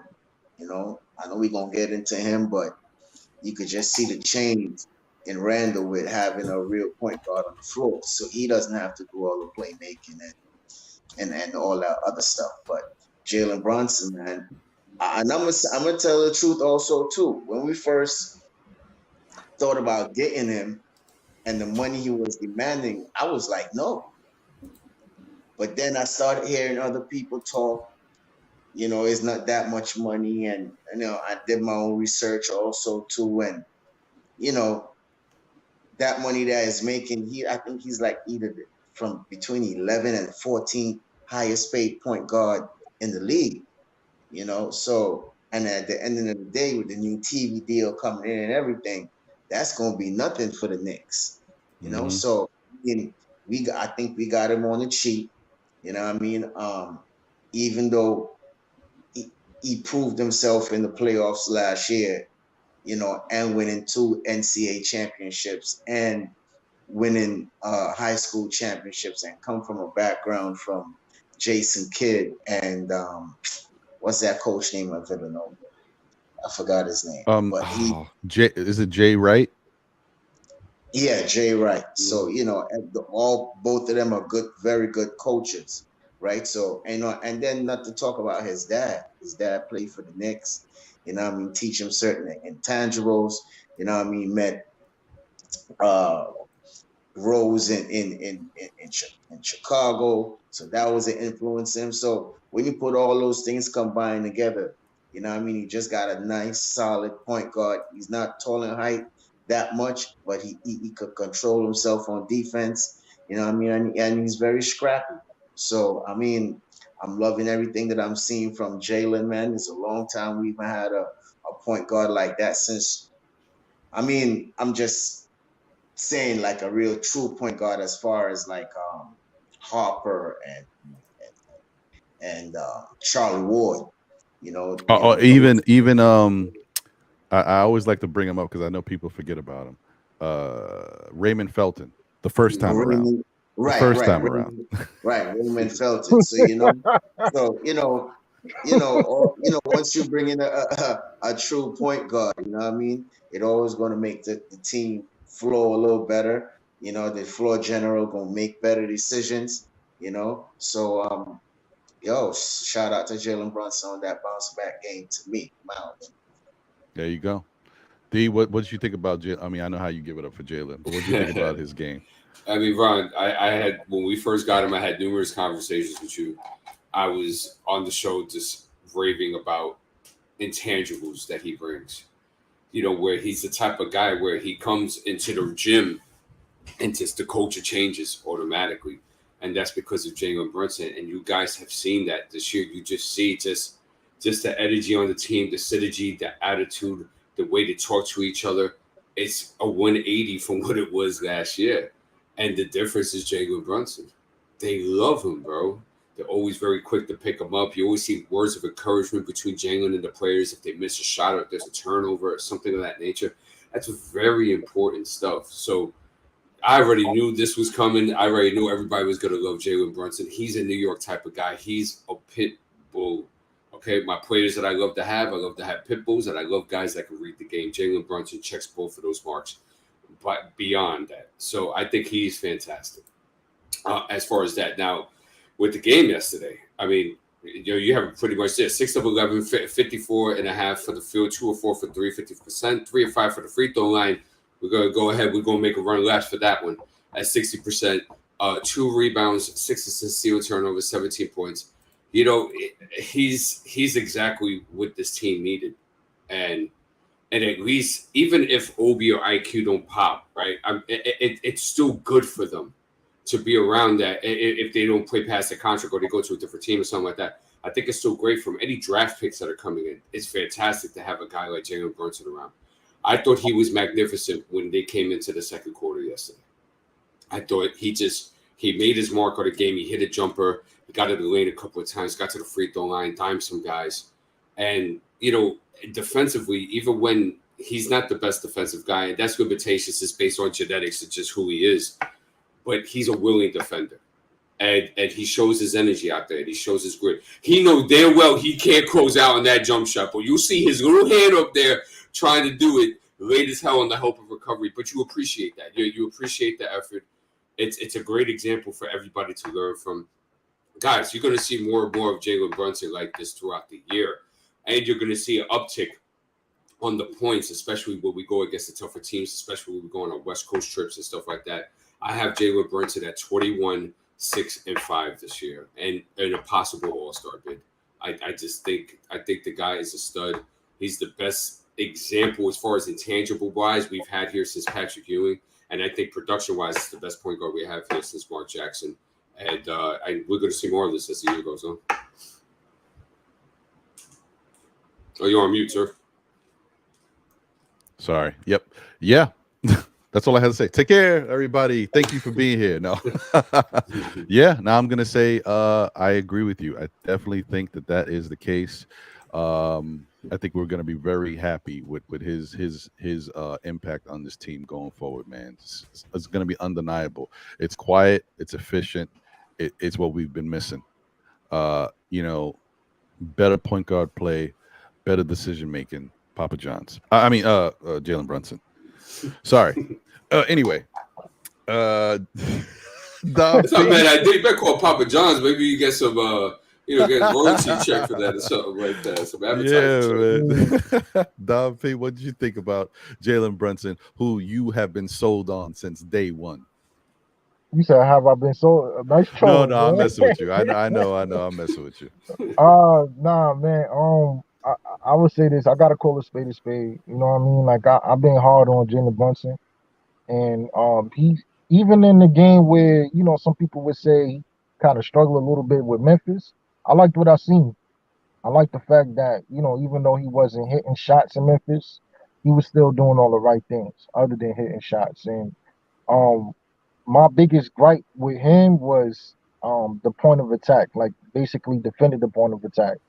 And if he can continue to be as efficient offensively as he is in these past 2 games, if he's not scoring, if he's playmaking in the right clip, if he can continue to do these things, I can live with the lack of defense. I can live with that. But he just got to continue to be efficient on offense. Mm-hmm. So that's just my 2 cents on that. The jury's still out, in my opinion. I got to see. That's hard critic, bro. You gotta understand, D. Man. It was like, Jalen Brunson was like the only choice for us, and I get it. Like a lot of people agree with that, but there was other options out there, and I felt like I don't know. I kind of felt slighted, but I may feel differently. I might be like that little kid who booed Kristaps Porzingis at draft night. You know what I mean? And he was wearing his jersey. Mm-hmm. So it's what, the second season or whatever. Yep. I might be that dude for Jalen Brunson. I can admit when I'm wrong, but jury's still out on him, man. Like I said, limitations does rear its ugly head, but he's a very unique player. I don't know any other type of player like Jalen Brunson. I can't say I've never seen, but I haven't seen a modern point guard who plays the way he plays. Yeah. With his limitations, who's able to use his body to his advantage, who's able to use angles, to get his shots off, who's able to take advantage of his footwork and out muscle dudes. Like, that's different. I don't know what to make of that. So I guess that's just what it is. It's unique to me. Yeah, well, let it play out, Don P. Let it play out, and then hopefully once you see it's real and it's consistent, then you'll be like, okay, all right, now I know for real. Now I'm on board, because I think you will be. I don't think it's going to stop. You're going to see that. That's why he's so them numbers about his shooting. It's less about his shot making and more about how he plays the game. So you'll see in the end. Stafford, you were going to say something? No, I was saying to Don P. Well, you see, I'm on the opposite side with you, right? The jury for me on Cam is still out for me, because he's been in the league for 4 years, right? Mm-hmm. And for you to try and come prove yourself now, you know what I mean? And everybody, as I said before, one game ain't gonna fool me, right? One game ain't gonna fool me. I have to see it more consistently. So, in my opinion, the jury is still out for me on Cam, just like how you have it for Brunson, because even you said it. I think you did said it. He's not being more aggressive, right? He's being very passive. So I'm just on basically what I'm saying. I'm just on the opposite side with you when it comes to Cam and Jalen Brunson. You know what I mean? So, that's just we see the same thing. We basically saying the same thing about each player as far as the jury is out. You know what I mean? But I'm for Brunson But Cam just got to prove more to me. To be fair, I would say that Jalen Brunson has proven himself around the league. You know what I mean? Like, I'm just one dude. I'm just one dude. I mean, like he did this thing in the playoffs. He gave Donovan Mitchell that work in the playoffs. So like it like I said, it's just for me personally. Like again, like I always, when I go on these shows, I always talk about the eye test. And when I see a person like Jalen Brunson, it's like the way he plays is so unique. I don't know how to gauge or I don't know how to gauge like how opponents is gonna defend him. It got to be annoying playing against him. Let's just put it that way. I wouldn't want to play against him. It got to be some type of annoying. Yeah, I mean he's got. I will say he's got a lot of elements of other point guards that have been in the league, and he uses whatever he can to be able to. He's savvy. He's very savvy out there. Because if you look at his game, he's not that type of shooter. He doesn't play all the way like him, but even like if you look at Goran Dragic, I'm not talking about Goran Dragic's numbers. I know when you look at it, he wasn't. I mean, he's good, but he wasn't great. But Goran Dragic used to dribble around and kind of get you in those same motions that Brunson does when it's like Steve similar Nash. elements. Yeah. Similar elements to his game. All right. So one more thing about Jalen. Shout out to Jalen Brunson. He is officially the Cade Cunningham stopper, bro. Cade Cunningham has not done anything on him in 2 games, bro. That's crazy. And it's a fact. So that's maybe where people might get a little excited where they say, well, Jalen's not that bad on defense and stuff like that. I mean, I've seen him play a lot. Against quicker, bigger guards and stuff like that. Like he has troubles with that, but he's got Cade's number without a doubt, bro. Go ahead, Staffa. And one more thing with Cam, where I kind of disagree with Evergreen. I wouldn't say it's not I don't think it's a disagreement, but I don't want to see him start. Right, I want to see him come off the bench. I'd rather him come off the bench because there's the reason why I say that, because we have no other player besides Quickly that can come in and score, right? Because we all know Obi needs somebody to him to distribute the ball for him to get going, right? So I'd rather him come off the bench as an impact scorer for us besides Quickly. I don't know if that makes sense. No, I hear you. I got what you're saying. Because we have a lot of options already in the starting lineup. We got Randall, RJ, Brunson, Fournier, and then after we send Mitch some lobs and all that, get him involved. But I'd rather just see Cam come off the bench than to see him start. Right. Can I respond to that? We have a second. Oh, my bad. Go ahead, Don. My bad. Go ahead. I'm done. No, I'm done. All right. So I would rather see him start, not because of his it's because his defense. His defense is underrated. His length, the problems he caused for opposing teams.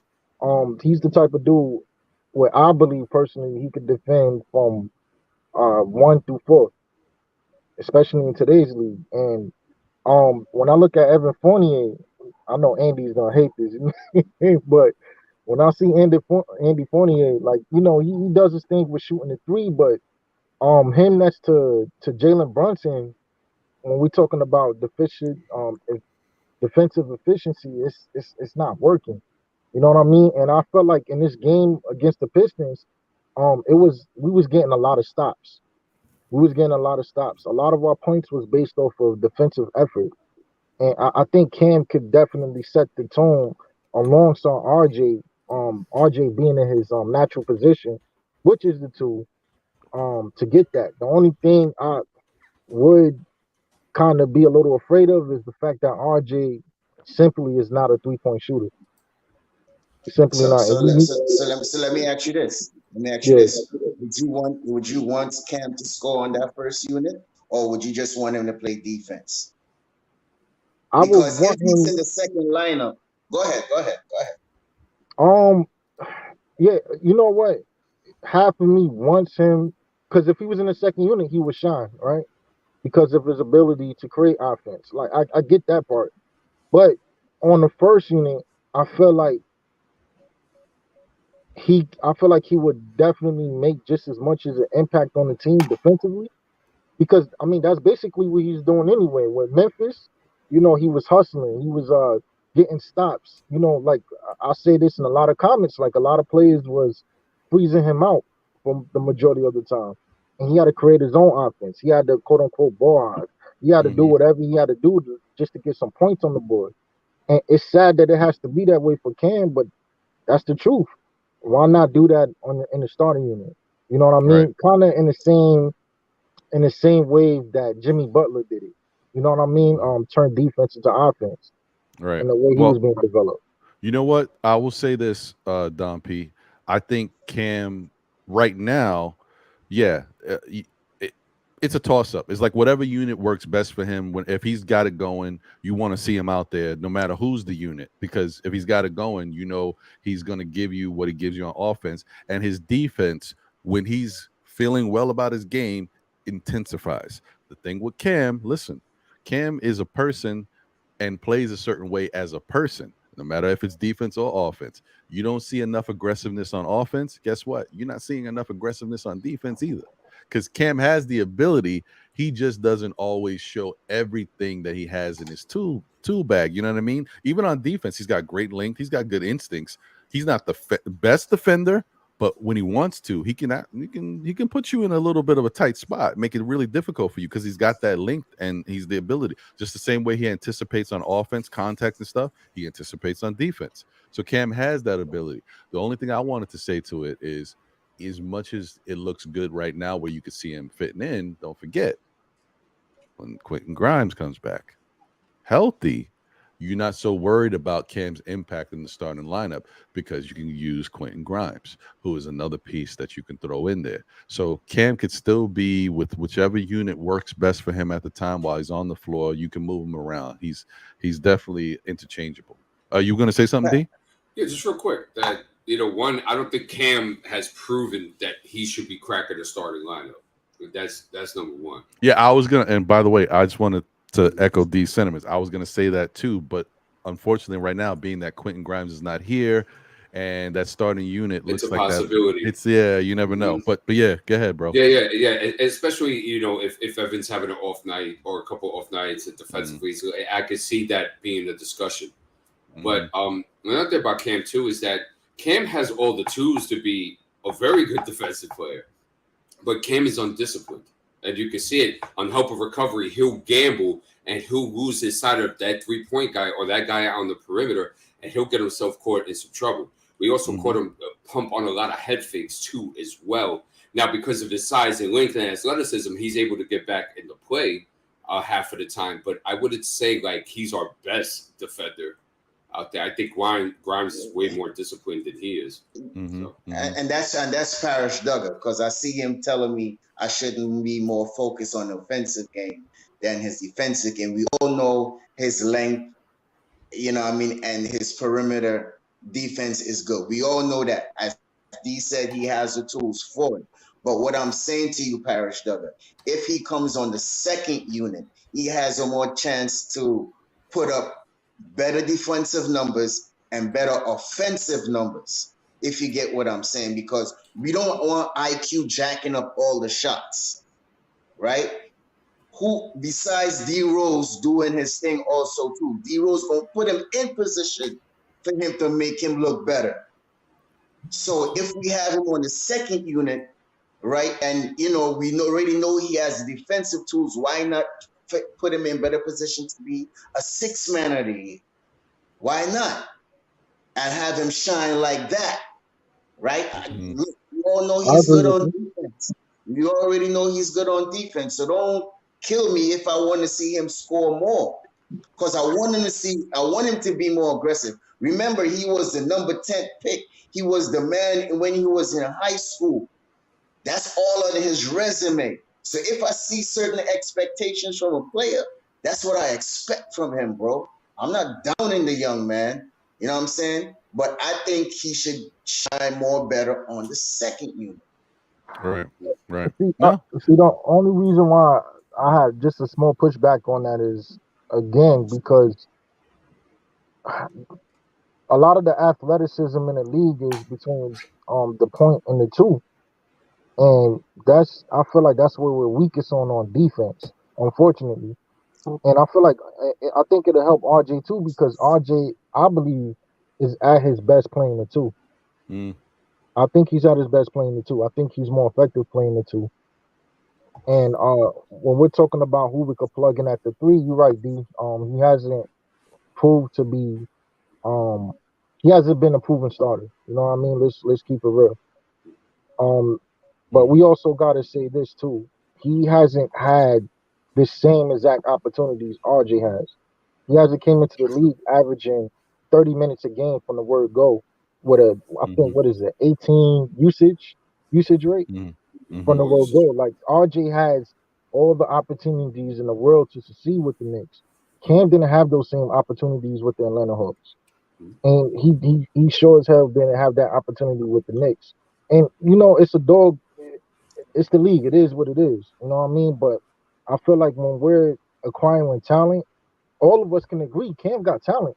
We can all agree on that. It's just a matter of him putting it together. And I feel like if he has the same leeway to struggle and to play through his struggles, I think that he could definitely be an asset to us. Yeah, I agree. Listen, you guys are making great points on Cam. I don't want to stay on Cam too much longer because we could talk about Cam forever. He's such an enigma, man, because he's got all the talent in the world. And if the light switch clicks and he's on and it's something that he can continue to do consistently, Cam's a problem for the rest of the league. We just got to see if he can do it. It's funny you said enigma because what's his name? The veteran guy on what's his name? Clyde said it too. Oh, okay. He said it last night. He's an enigma. I didn't hear it, guys. I'm not stealing. Yeah, I was at the game, so I couldn't hear Clyde. I know that's the funny thing. That's the funny thing about it. You wasn't even, you was at the game, so you couldn't hear his broadcast. But yeah, he's definitely. I mean, he's an interesting player. Shout out to Dro loves to hate. Appreciate you. He said, I think we should showcase Fournier and Randall and then offload them at the trade deadline. Interesting. You never know. Knicks, yeah, I think I just want Randall to continue to play good basketball. And if he does that and buys in all year and looks like he's a part of this team and controls his emotions and stuff, I'll be honest with you guys. I don't really care if he stays on the team or not. If he does that, I'd be happy with him being here.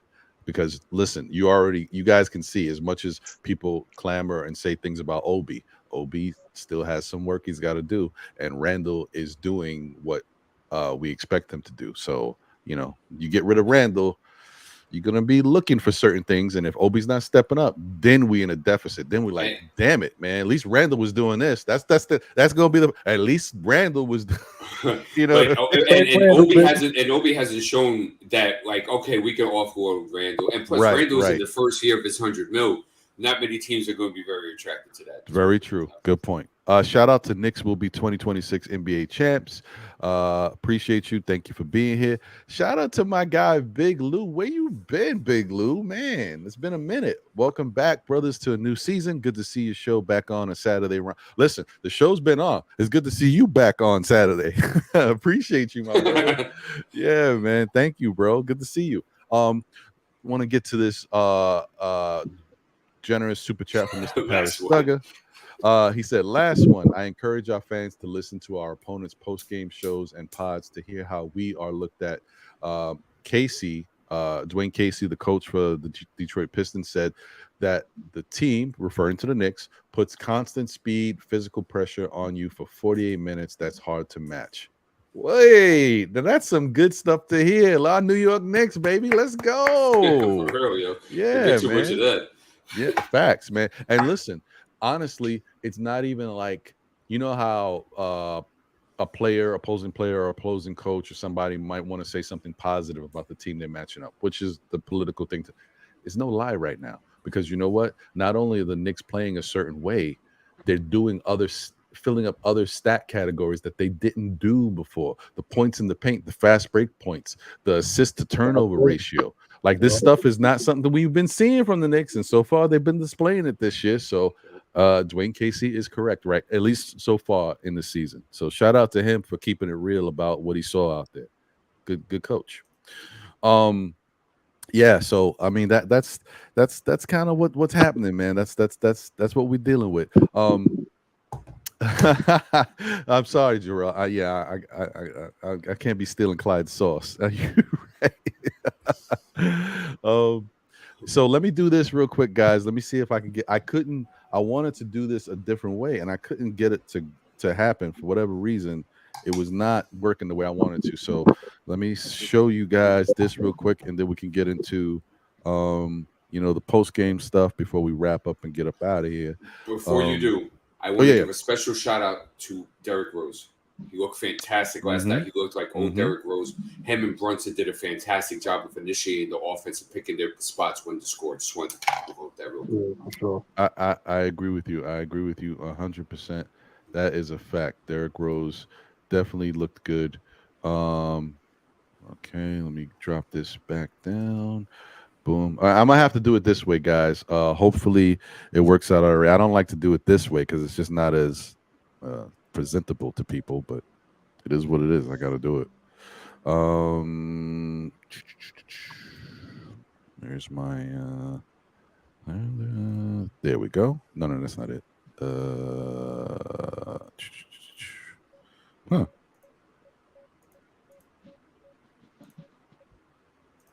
You should have like a commercial for these moments. I know, right? I need some interesting what the hell is going on music. That's what I need. Like, what the hell is going on? Elevator weight music.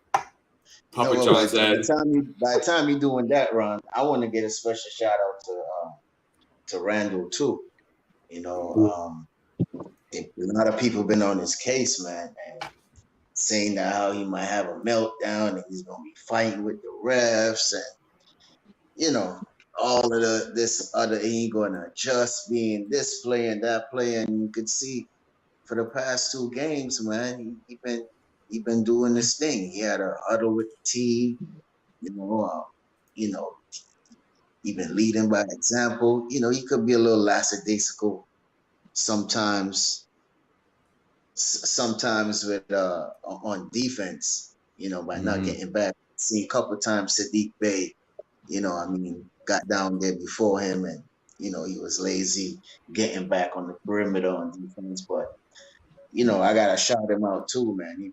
He been proving people wrong, and just if we could get that consistency from him like that every night, Ron, that's another thing, man. We got places to go, the Jalen Brunsons and the RJs, and the bench mob, we could definitely do something this year. Yeah. No, I hear you. Well, I don't know, guys. It looks like it's not cooperating with me for whatever reason. Certain aspects, I mean, those in the content world who use StreamYard, y'all know you're supposed to be able to use certain things like, overlays and video clips and background. And it's only allowing me to add background, which is not what I want. I want to be able to do overlays of video clips, and it's not allowing, when you hit the button, it doesn't allow you to add anything. I don't know why it's happening, and I can't refresh everything because I'm afraid I'll lose the stream. So it is what it is, guys. I don't know if there's some other way I can get it to work. I was trying to show y'all real quick the pictures from last night. So y'all can see, people in the building. I'll try one more time. Ron, keep trying, because I want to say something about Randall too. Oh yeah, okay, cool. That, all right. I said one of the big things for Randall this year with playing with Jalen Brunson was being able to stretch the floor consistently and being able to be a better catch and shoot shooter. Yesterday, he was 2 or 3 from catch and shoot yesterday because that was all his threes. And he has to do that. When he does that, the whole floor is going to open up for Jalen. It's going to make everybody's life a lot easier. So we definitely have to make sure he's maintaining that. Yeah, and it takes off a lot of pressure. Go ahead, Don P. Yeah, I'm with you on that. I want to give Randall his flowers, man. He's been proving the fans wrong. He's been playing a lot better, and I hope it continues all the way up into the trade deadline, so we could trade that food. See, that's It's not- okay. not It's gonna okay, make Don P. I Tell us thought who he you was rooting gonna hide for. his hand or something, man. Fool me once, can't get fooled again. You ain't about to bamboozle me. Nah. Damn, it's a tough crowd out here. Tough crowd. Nope. Yeah, that's what I'm saying, man. You know, look, he's gonna have a good season this year. I just know it. You know, All right. but Let me to Dean's point, go ahead, Jerron. let me try this, guys. If I lose y'all, it was a great show. Oh my goodness. We'll see what happens. We'll see what happens, y'all. Hold on, let's see. Oh man, he jet too. We lost Ron instead. Man, Ron didn't give me the itinerary. I don't know where we're supposed to be at right now. Oh, all right, I'm back. There Okay, you go. that's a good sign. Now let's see it. Let's see what happens if I'm able to do. You continue talking, Staffer. Yeah, but I was saying to Dee's point, it takes off a lot of pressure off of him too, so he don't have to be the primary ball handler. We don't have to hear the Knicks the Knicks fans talking about he's bringing up the ball too much. You know what I mean? So as you see, he's more calm, he's more relaxed. Mm-hmm. You know what I mean? He doesn't, he doesn't have to help out on the perimeter like last year with Kemba. Yeah. Mm-hmm. You know? And one thing I loved last night too, he only played like 25 minutes, right? And that has him more fresh coming up for the next game in Orlando. So because shout out to the Queen, she was seeing him all the time, probably playing like 34 minutes. And I'm like, no, just cut it down to 28, and give Obi the rest, right? That means, when he comes into the game, because we said it earlier, Tibbs love to run down his players, right? So if you could keep him at those type of minutes and he's playing good and we blowing out people like that, let Obi come in, do his thing, you know what I mean, and give Randall the rest. Yeah. So I just like how it's going right now. Go ahead.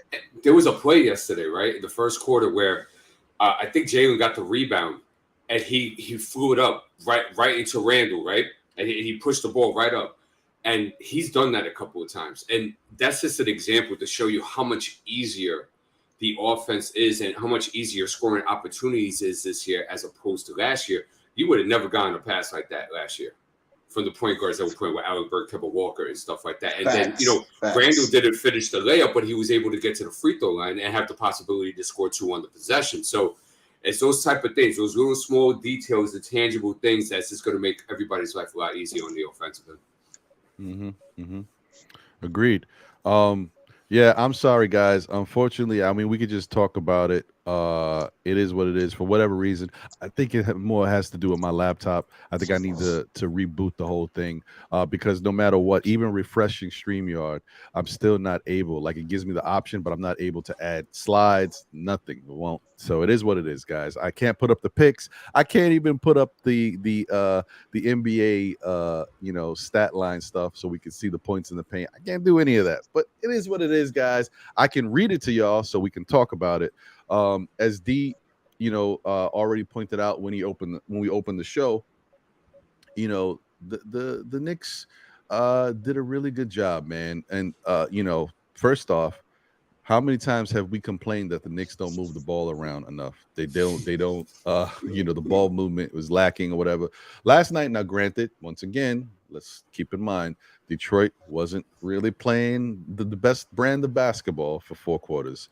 But the Knicks did finish with 29 assists. 29 assists, guys, and 12 turnovers. So I'll take that every day, any day of the week. Was we how much was from threes? I mean to cut you. Oh no, you good. Well, as D mentioned earlier too, this is a little bit of an aberration. So don't look to see this every night. But I know, because I know it was good numbers. Yeah, we shot 42% from 3 as a team, 16 for 38. Wow. Yeah, so that definitely helps with regards to a victory. Yeah, guys, in the second half, guys had it going for real.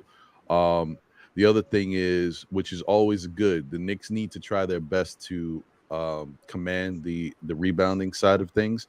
We didn't command it last night, but we still won by one. Like Knicks finished with 50 rebounds. Detroit had 49. So that's always the point is to be active, to get second chance opportunities and different things of that nature. And they did a really good job of it.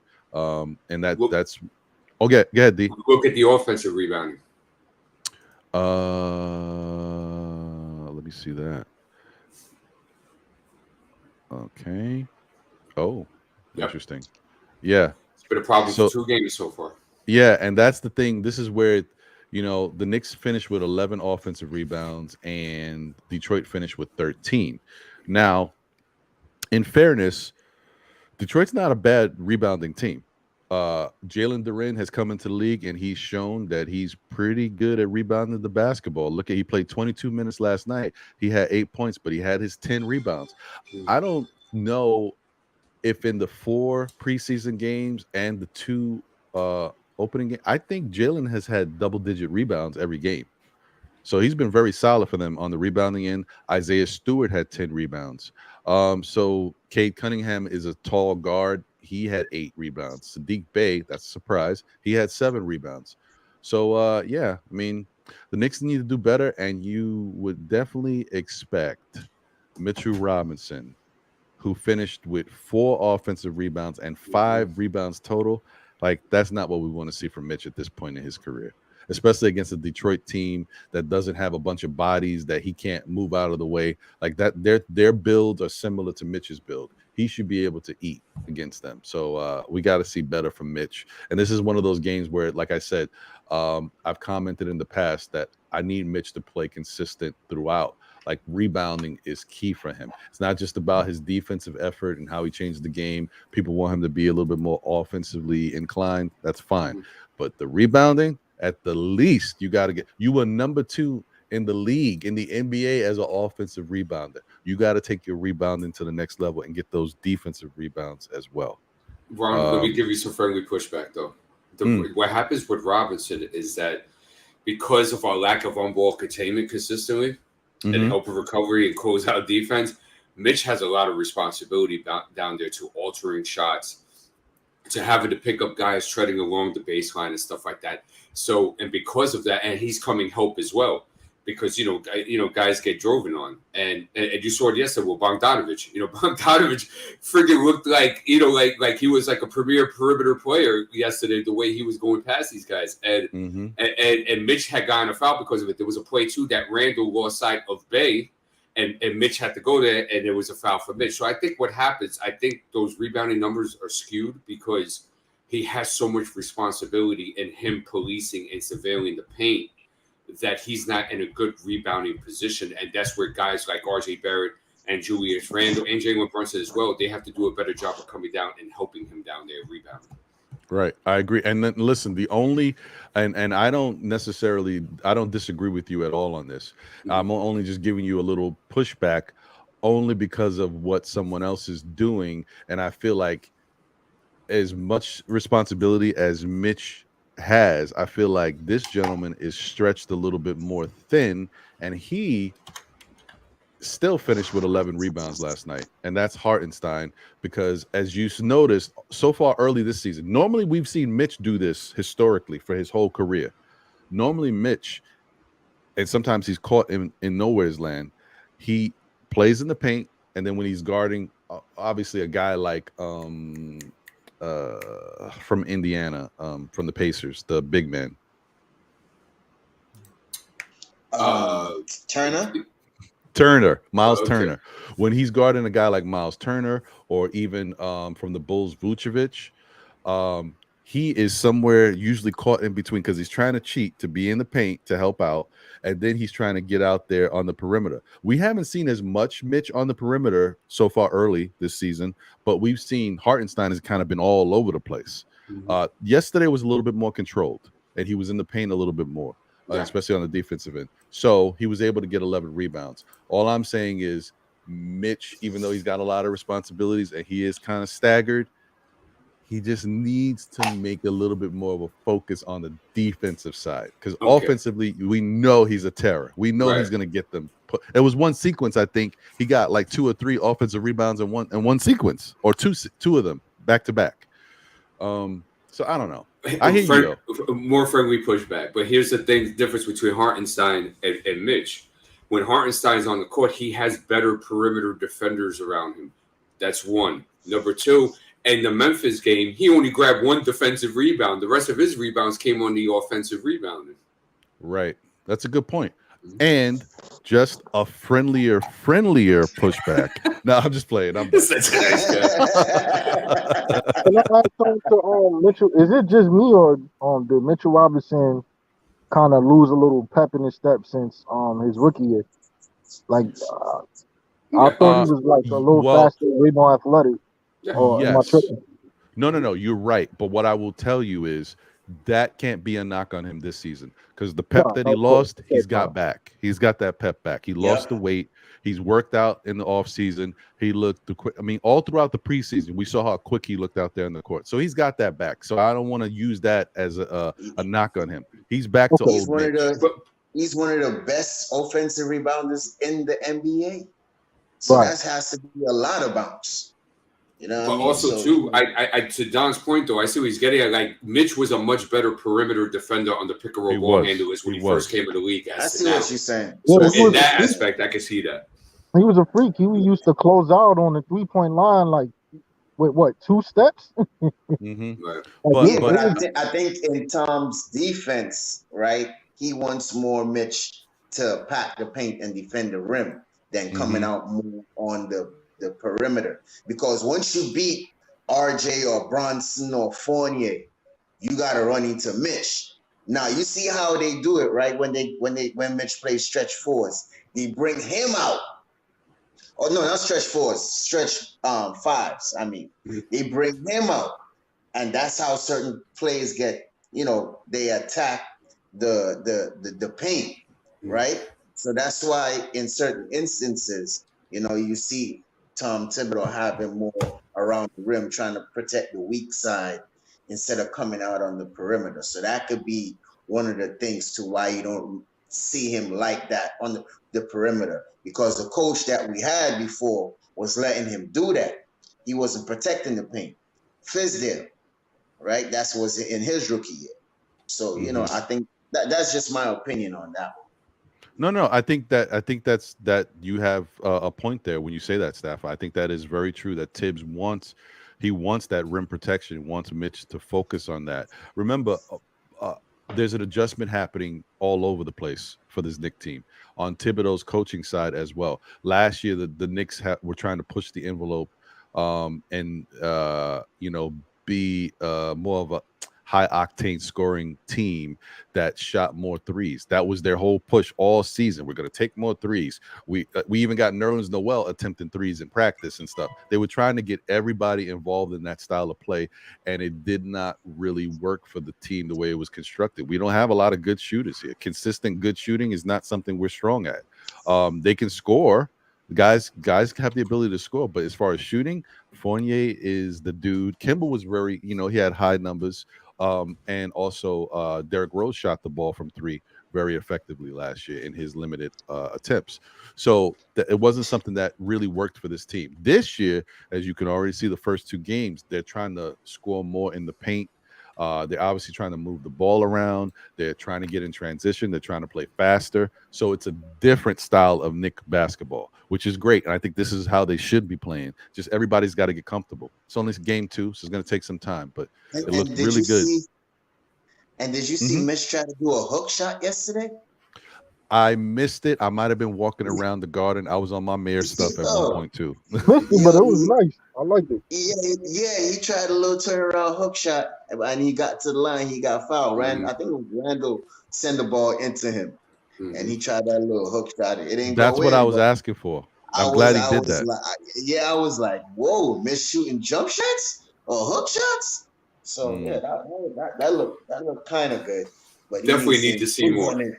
We definitely need to see more. Exactly. Because you know what? That's going to keep you. People don't understand when you got a position on the court that gives you no like offense in the sense of set offense, you want to say. Because, Mitch does get lobs and stuff like that. He cleans up putbacks and stuff. But set offense where, the defense can actually, we got to actually play him. I don't just have to worry about everybody else. That's a good thing for the team. Knicks need that.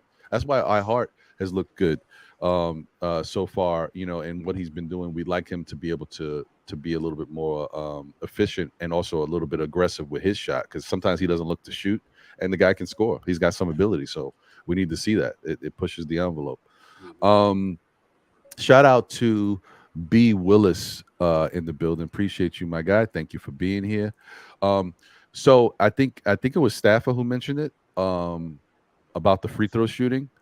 You are correct. That is definitely something that they need to clean up, because from what we saw in a few games in the preseason and what we saw opening night, last night's free throw shooting, 63% was not good to see from this New York Knicks team. No. You are not going to win some close games like that. You need to hit your free throws down the stretch. And Detroit was even worse at 59%. So that's putrid from both sides. So not good at all.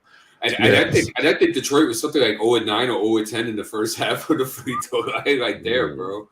Yeah, man. I was watching Hamidou Diallo. I'm like, oh man, it's about to be a homicide out here. And then this guy goes up and clanks the free throws. I'm like, ooh. This dude shooting like that. Like, come on, man. That's not how you get it done, folks. No. That baffles me. Like, Diallo's been here, like 4 or 5 years, bro? And like, we can't fix the shooting stroke, bro. Just dedicate a month, maybe 2 months out of your 5-year career. It boggles me, bro. It's crazy, bro. It's crazy. Funny thing. Some Knicks fans wanted him on this team. Would y'all take him now? Well, listen, I will tell you this. What Hamidou Diallo does do, he can get to the basket anytime he wants. The guy has good leaping ability, and he knows how to break you down off the dribble and get to the rim. His shooting is funky. He has moments like where he can get hot and maybe hit some mid-range jumpers, maybe a couple threes, rarely. But, like when your game is going, the rim looks huge and everything can go in. But the dude does have the ability. Now, I don't think the Knicks need to worry about that now, because I think Grimes working on his game and learning how to get to the rim is, helps. I think the Cam's ability to get to the rim, not a problem. And then, of course, we know Julius and RJ can get to the rim. And then now we've got Jalen who can get to the rim. So I don't think a guy like Diallo is needed, but last year, maybe we would have needed Diallo on this team because we couldn't get to the rim. We got guys coming in like Deuce who can't take their guy off the dribble. And, there's certain things that we needed a little help in. But I think we've solved that. This year will be. And he's also a decent perimeter defender as well. Yeah. But on the greener pastures, I don't think we're interested in. Nah, B. Willis, I was a fake mayor at MSG. I was trying to walk around. I was like, yeah, it's me. Still. Oh, no? You kissing babies and stuff like that, bro? Nah, I will tell you, man. As I said earlier, if you missed it, Jay Boogie was really the mayor. And you know who another guy is? I don't know if you guys frequent Knicks Twitter in the chat, and whoever's viewing right now. Smash that like button, by the way, if you haven't already done so.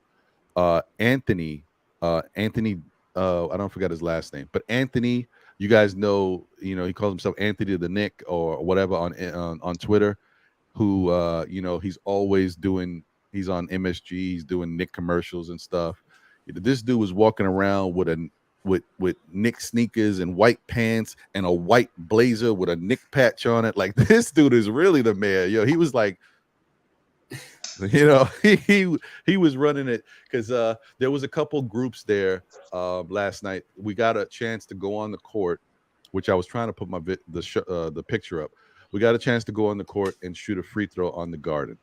I don't care about it. I would have preferred to just take the damn picture. Only 4 people hit the shot out of like 40 of us or whatever, 30 of us. I don't know. So I'd much rather with just taking a picture on the court. But you got videos of all those shot attempts? I got some pics, but other people did take pics, and there's some video of people who took their shots. Anthony A led his own group. So KnicksFanTv had a group with the Omni girls. They had the Omni ladies. They had their group of people. NBK had a group of people, and Anthony, he had his own group. Nickish was there in the building too. If you guys know who Nickish is, they have a podcast that does audio. They were in the building. They came to Legends later for the MBK thing, but they were part of Anthony's group. So yeah, he was really, walking around, running the place, man. He looked like he knows all the back areas in MSG, like he knows the tunnel for the workers. Anthony A knows this. He's like it's a different movement over there. And also shout out to, which I was also trying to put a picture up. So after the show, guys, I'm gonna put stuff up on the community page, so you'll see some of the pics. I should be able to get that up. We also got the chance to run into Danny B. If you guys know Danny B on Twitter, he does the Knicks Morning Drive. He does like 2 or 3 minute videos after every game, just a quick recap while he's in his car. He was there, so I got to take a picture and chop it up with him. Me and John saw him, so it was cool. It was cool. And Trippy was there too, but for whatever reason, I couldn't find Trippy. So yeah, maybe he was tripping. I don't know. Anyway, I'm done. So yeah, man. Oh, salute my guy Drugs was in the building. It was great to see him and his other half. Appreciate you, my guy. Appreciate you. Dio was in the building, aka Drugs. He is, if y'all don't know, he's the guy who does the MBK opening intro. MBK, nothing but Knicks. Send past the assist. You know that it's Swish. That's him, man. So it was dope to see him. Had a really good time. Anton Cates. Yes, I'm talking about Anthony MSG. That's who I'm mentioning when I'm talking about Anthony. Yeah, he was in the building, looking like he's on MSG, gold red carpet, man. He knew everything up in there, man. Everybody's greeting him. So good to see him. All right, so guys, before we get out of here, just a couple more things I wanted to touch on. As we talked about the free throw shooting, that we talked about the rebound and the assist. Steals, Detroit actually had 6. The Knicks had 4. Blocks, the Knicks had 6. Detroit had 2. So we did a good job on that. Turnovers. Listen, if we are lower than the opposing team in turnovers every game, that's another good sign. They had 15. The Knicks had 12. Real quick about turnovers. And what's great is that they're playing with a faster pace, but still keep it a minimum on the turnovers. And that's definitely a great time moving forward. Which and guys, how much points did we have? In the paint or what? No, how much points we had off of their turnovers? Oh, I can. Good question. That. Yeah, I don't know. Let me see here. Points off turnovers. Maybe we had 14, I think. Okay, that's not bad. That's good. That's nice. Or 21. I don't know. I'm not sure. NBA does that weird. Where like they have 21 for Detroit and 14 for the Knicks, but I think it's the other way around. So I think it might have been 21. Yeah, I know what you're saying. Sometimes when I see that stat, I'm like, are you trying to say we had this or did? Yeah, I guess reciprocal fractions. What's going on? Right, all for their 14 turnovers, we had 21 points. Now the other thing is, well, as you can see, the offensive rebound, they did a little better than us, 13-11. So they had 18 second chance points, but we had 17, so we were right there. It doesn't matter so much if as long as you can stay in the conversation. Like if you give yourself a chance to get those second chance opportunities, you can't always win them, but if you can stay right there and be competitive in it, that allows your team to get better looks after that initial look. That's why second chance points are very important. Fast break points, I know D mentioned this earlier, we had 20 and they had 15. So yeah, there's pretty good overall effort out there. They, like I said, I'm take nothing away. As long as the Knicks give you the effort and the hustle, the other things can start to develop throughout the game. Because when you don't have effort, you guys know, we saw some games last year when the Knicks didn't give the effort and the hustle. Oh, it was a freaking nightmare. Yeah. We're like, what? Look at this guy, Matteo defense. This guy's back though. This guy's that. Like, that's horrible. Like, you want to just turn the game off. I'm like, yeah, we need them to give that effort, man. So let me basically get around to everybody for final thoughts. I apologize, guys. Once again, we wasn't able to get the picks up from last night and stuff of that nature, but it is what it is. You do it on the community tab. Don't worry about it. Yeah, I'll put it on the community tab. So yeah, guys, Staffer, any final words? Anything going on?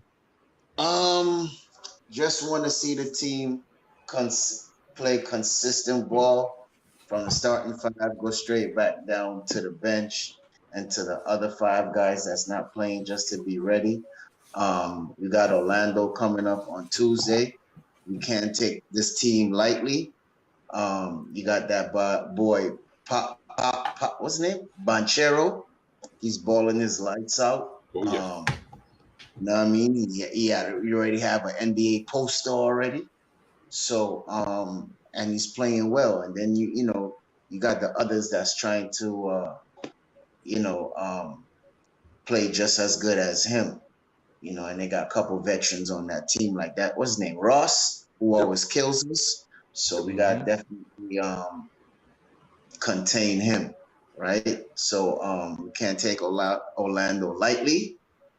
Let's go in, play team ball, keep the ball moving, keep on having 20 plus assists, rebound the ball, do the small intangibles, and I think we should come out with a victory on Tuesday. But peace to the chat. D's World is always a pleasure. Ron, is always a pleasure you having me on. You already done no respect to you. 2 gunshot salute. Bow, bow.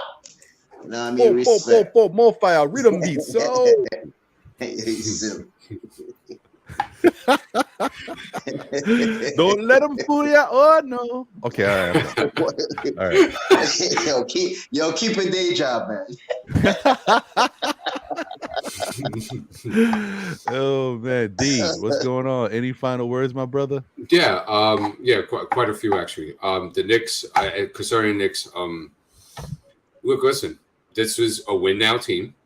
Tibbs is a win now coach. These guys, throughout the press conferences, you heard they wanted to win now. And one of the things that you have to do to check off the checklist as to you competing this year, having a playoff berth, is that you're supposed to beat the teams that you're supposed to beat. And last night was an exhibition of that. Bench was fantastic, 66 bench points. It's going to win you most games. So definitely want to see him repeat that. I think the next step we want to see forward is that we want to see the whole gelling. We want to see the starters playing at a high clip, the bench playing at a high clip. Maybe we just got to wait a little bit for that, which is fine. That's no problem. I also want to give a special shout out to the panel. The panel did a fantastic job today, very sharp. Ron, appreciate you for always opening your door to us and having us here. Most importantly, shout out to the chat as well. Without the chat, we are not here. You cannot hear us speak these things that we speak about. So definitely big up for you guys. You guys' weight is worth more than gold. I always say that. We definitely appreciate you guys. Quick note, I'm not going on tomorrow because the Knicks are playing the whole week. And they got to do the pregame, the postgame, and I need my 1 day of rest. So, I hear you, brother. Yeah. So, and plus, you guys could go ahead and drink and eat on that football too for now. So, but Facts. Yeah. So, definitely. So, I'll definitely be on Monday at 12. Not tomorrow, on Sunday at 12. We're going to be on Monday at 12 p.m. We're going to definitely talk about the pregame for the matchup. We're going to get down to that. We're going to deep dive to pros and cons, who to look for, stuff of that nature. If you guys haven't subscribed yet, please, guys, subscribe to D's World of Hoops and stuff like that. Spread the GOAT word, like the videos, all that good stuff. And let's show support for our guy, Ron. Let's show support for Steph as well. Because Steph, if I'm not mistaken, you're exclusively doing the show with Steph, right? Right. Dope Soul. Yeah. I think we do play on Tuesday, so I think we'll be on Wednesday. Look out for her post games every morning. Every time we play a game, she comes on 8 o'clock in the morning. Shout out to my boy Jarrell in the chat. Shout out to Tsunami Speaks. Subscribe to her channel also too. If you're a Jets fan, right? She does post reports and pregame reports on the Jets. So shout out to my guys, Dope Soul. Yeah, shout out to the MBK family. We are on normally on Mondays and Tuesdays. Monday at 8 o'clock and Tuesdays at 9. But we ain't gonna be on Tuesday. Probably might be on Wednesday night. So just look out for the notification. Give thanks for that. Shout out to the Queen. No doubt. Yeah. Definitely, man. And I apologize. There's always one thing that you see that you're like, oh, how did I miss that? shout out to my guy. And how could I miss him out of all people? I had starred this gentleman's chat a while ago. I was definitely gonna say what's up to him. I apologize, my brother. Nothing, no offense taken. You know what I mean? Towards you, should I say? Knicks fans, Brazil. My guy Victor, bro. He's been here rocking for a minute, and I've been like, how did I forget to say what's up to Victor? Appreciate you, brother. You know the love, man. We in group chats together, so you know the love is there. Anyway, I appreciate you, bro. Good to see you as always. Yes, yeah. You saw, yeah. I was on with Sim and MBK yesterday. It was a dope show, man. Had a really good time. Thank you guys for being here. And let me show this guy because I ain't gonna really show him. He's really the Monday dude, even though you can see he's in the building. You see him in the corner there. Let me show my guy real quick. If y'all haven't seen the new dude on the scene, man, you know, because he's holding us down, man. He's my guy.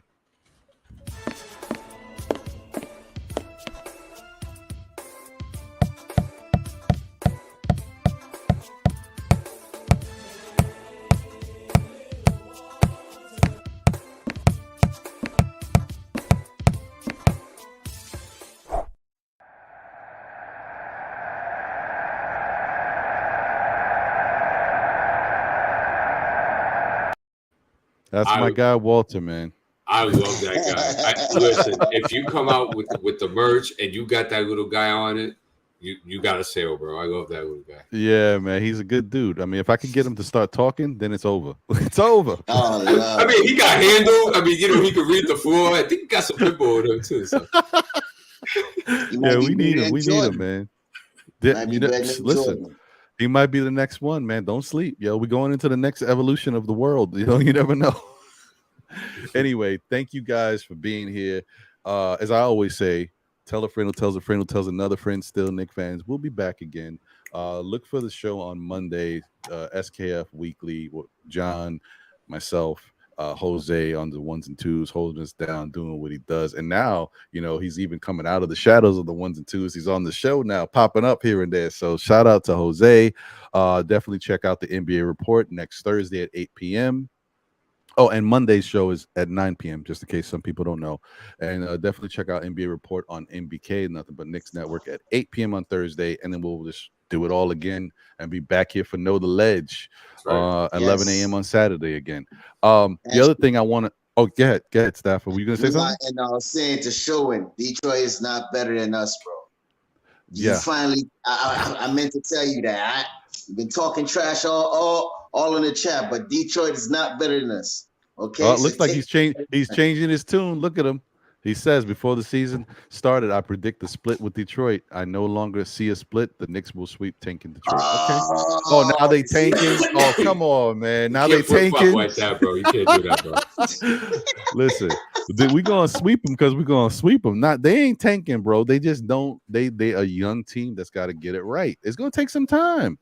Just like this Knicks defense is going to take some time. Just like Obi's game may take some time. But this is a show and prove year, Sherwin. I'm with you on that. We'll see what happens. At Sherwin, where he has our win total this year. Oh, yeah. Yeah, Sherwin, before we get out of here, if you can throw up your win total, what you think we're going to do? Oh, he said by the end of in December, we're going to be 8 and we said 8 and 28 or something like that. I think it has us at 25 or something like that for the year. I think it's the first 30 games. He said we're gonna be 8 and something, 8 and 22 or something like that. Yeah, I think that's what he said. 8 and 22 in the first 30 games. So wow. I trust him. I keep receipts. I keep receipts on him especially. I mean, all right. Hey. I am Jarrell. I don't know what you're talking about. Who is this Wally guy? This is the Still Knick fans Walter mascot. I don't know anything about any Wally.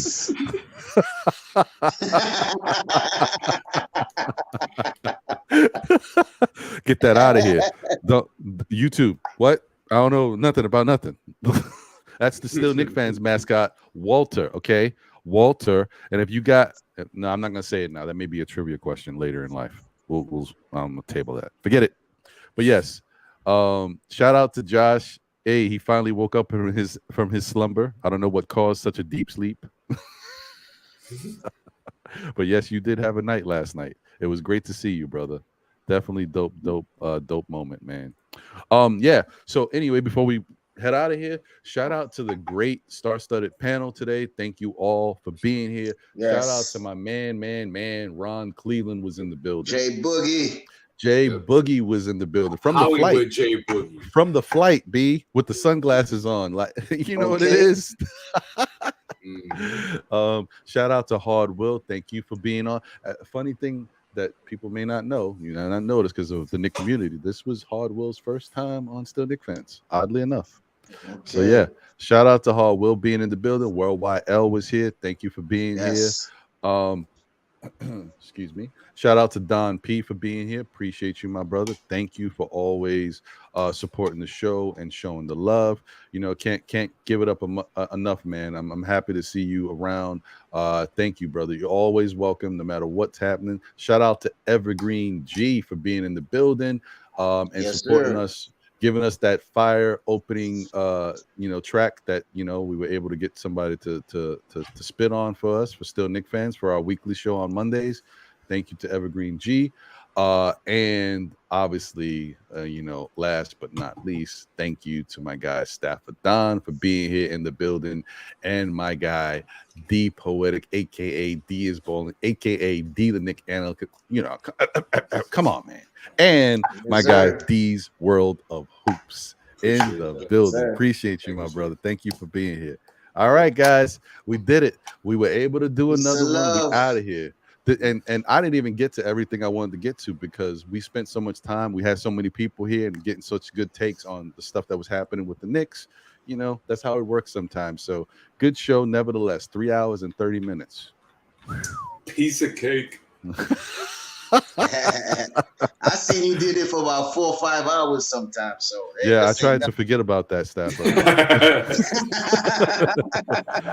Shout out to All About Knicks, man. Appreciate you. I think this might be your first time here in the SKF chat. Thank you, brother. Welcome. Thank you. Welcome to the show, and you're always welcome to check us out. All right.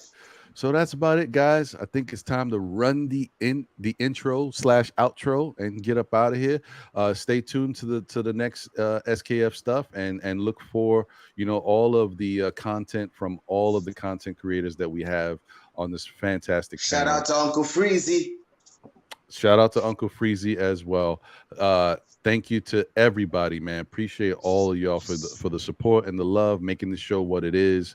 Today was a great one, man. I get excited when we have so many people that jump in on the panel. Fantastic, man. Thank you, guys. Thank you all. And as I've said before, man, you got to know the ledge. Don't jump out that window. See if I know the ledge. Yes. All right. Yes. So I'll see you guys on the next one. We out of here. Peace. Take care. Peace and love.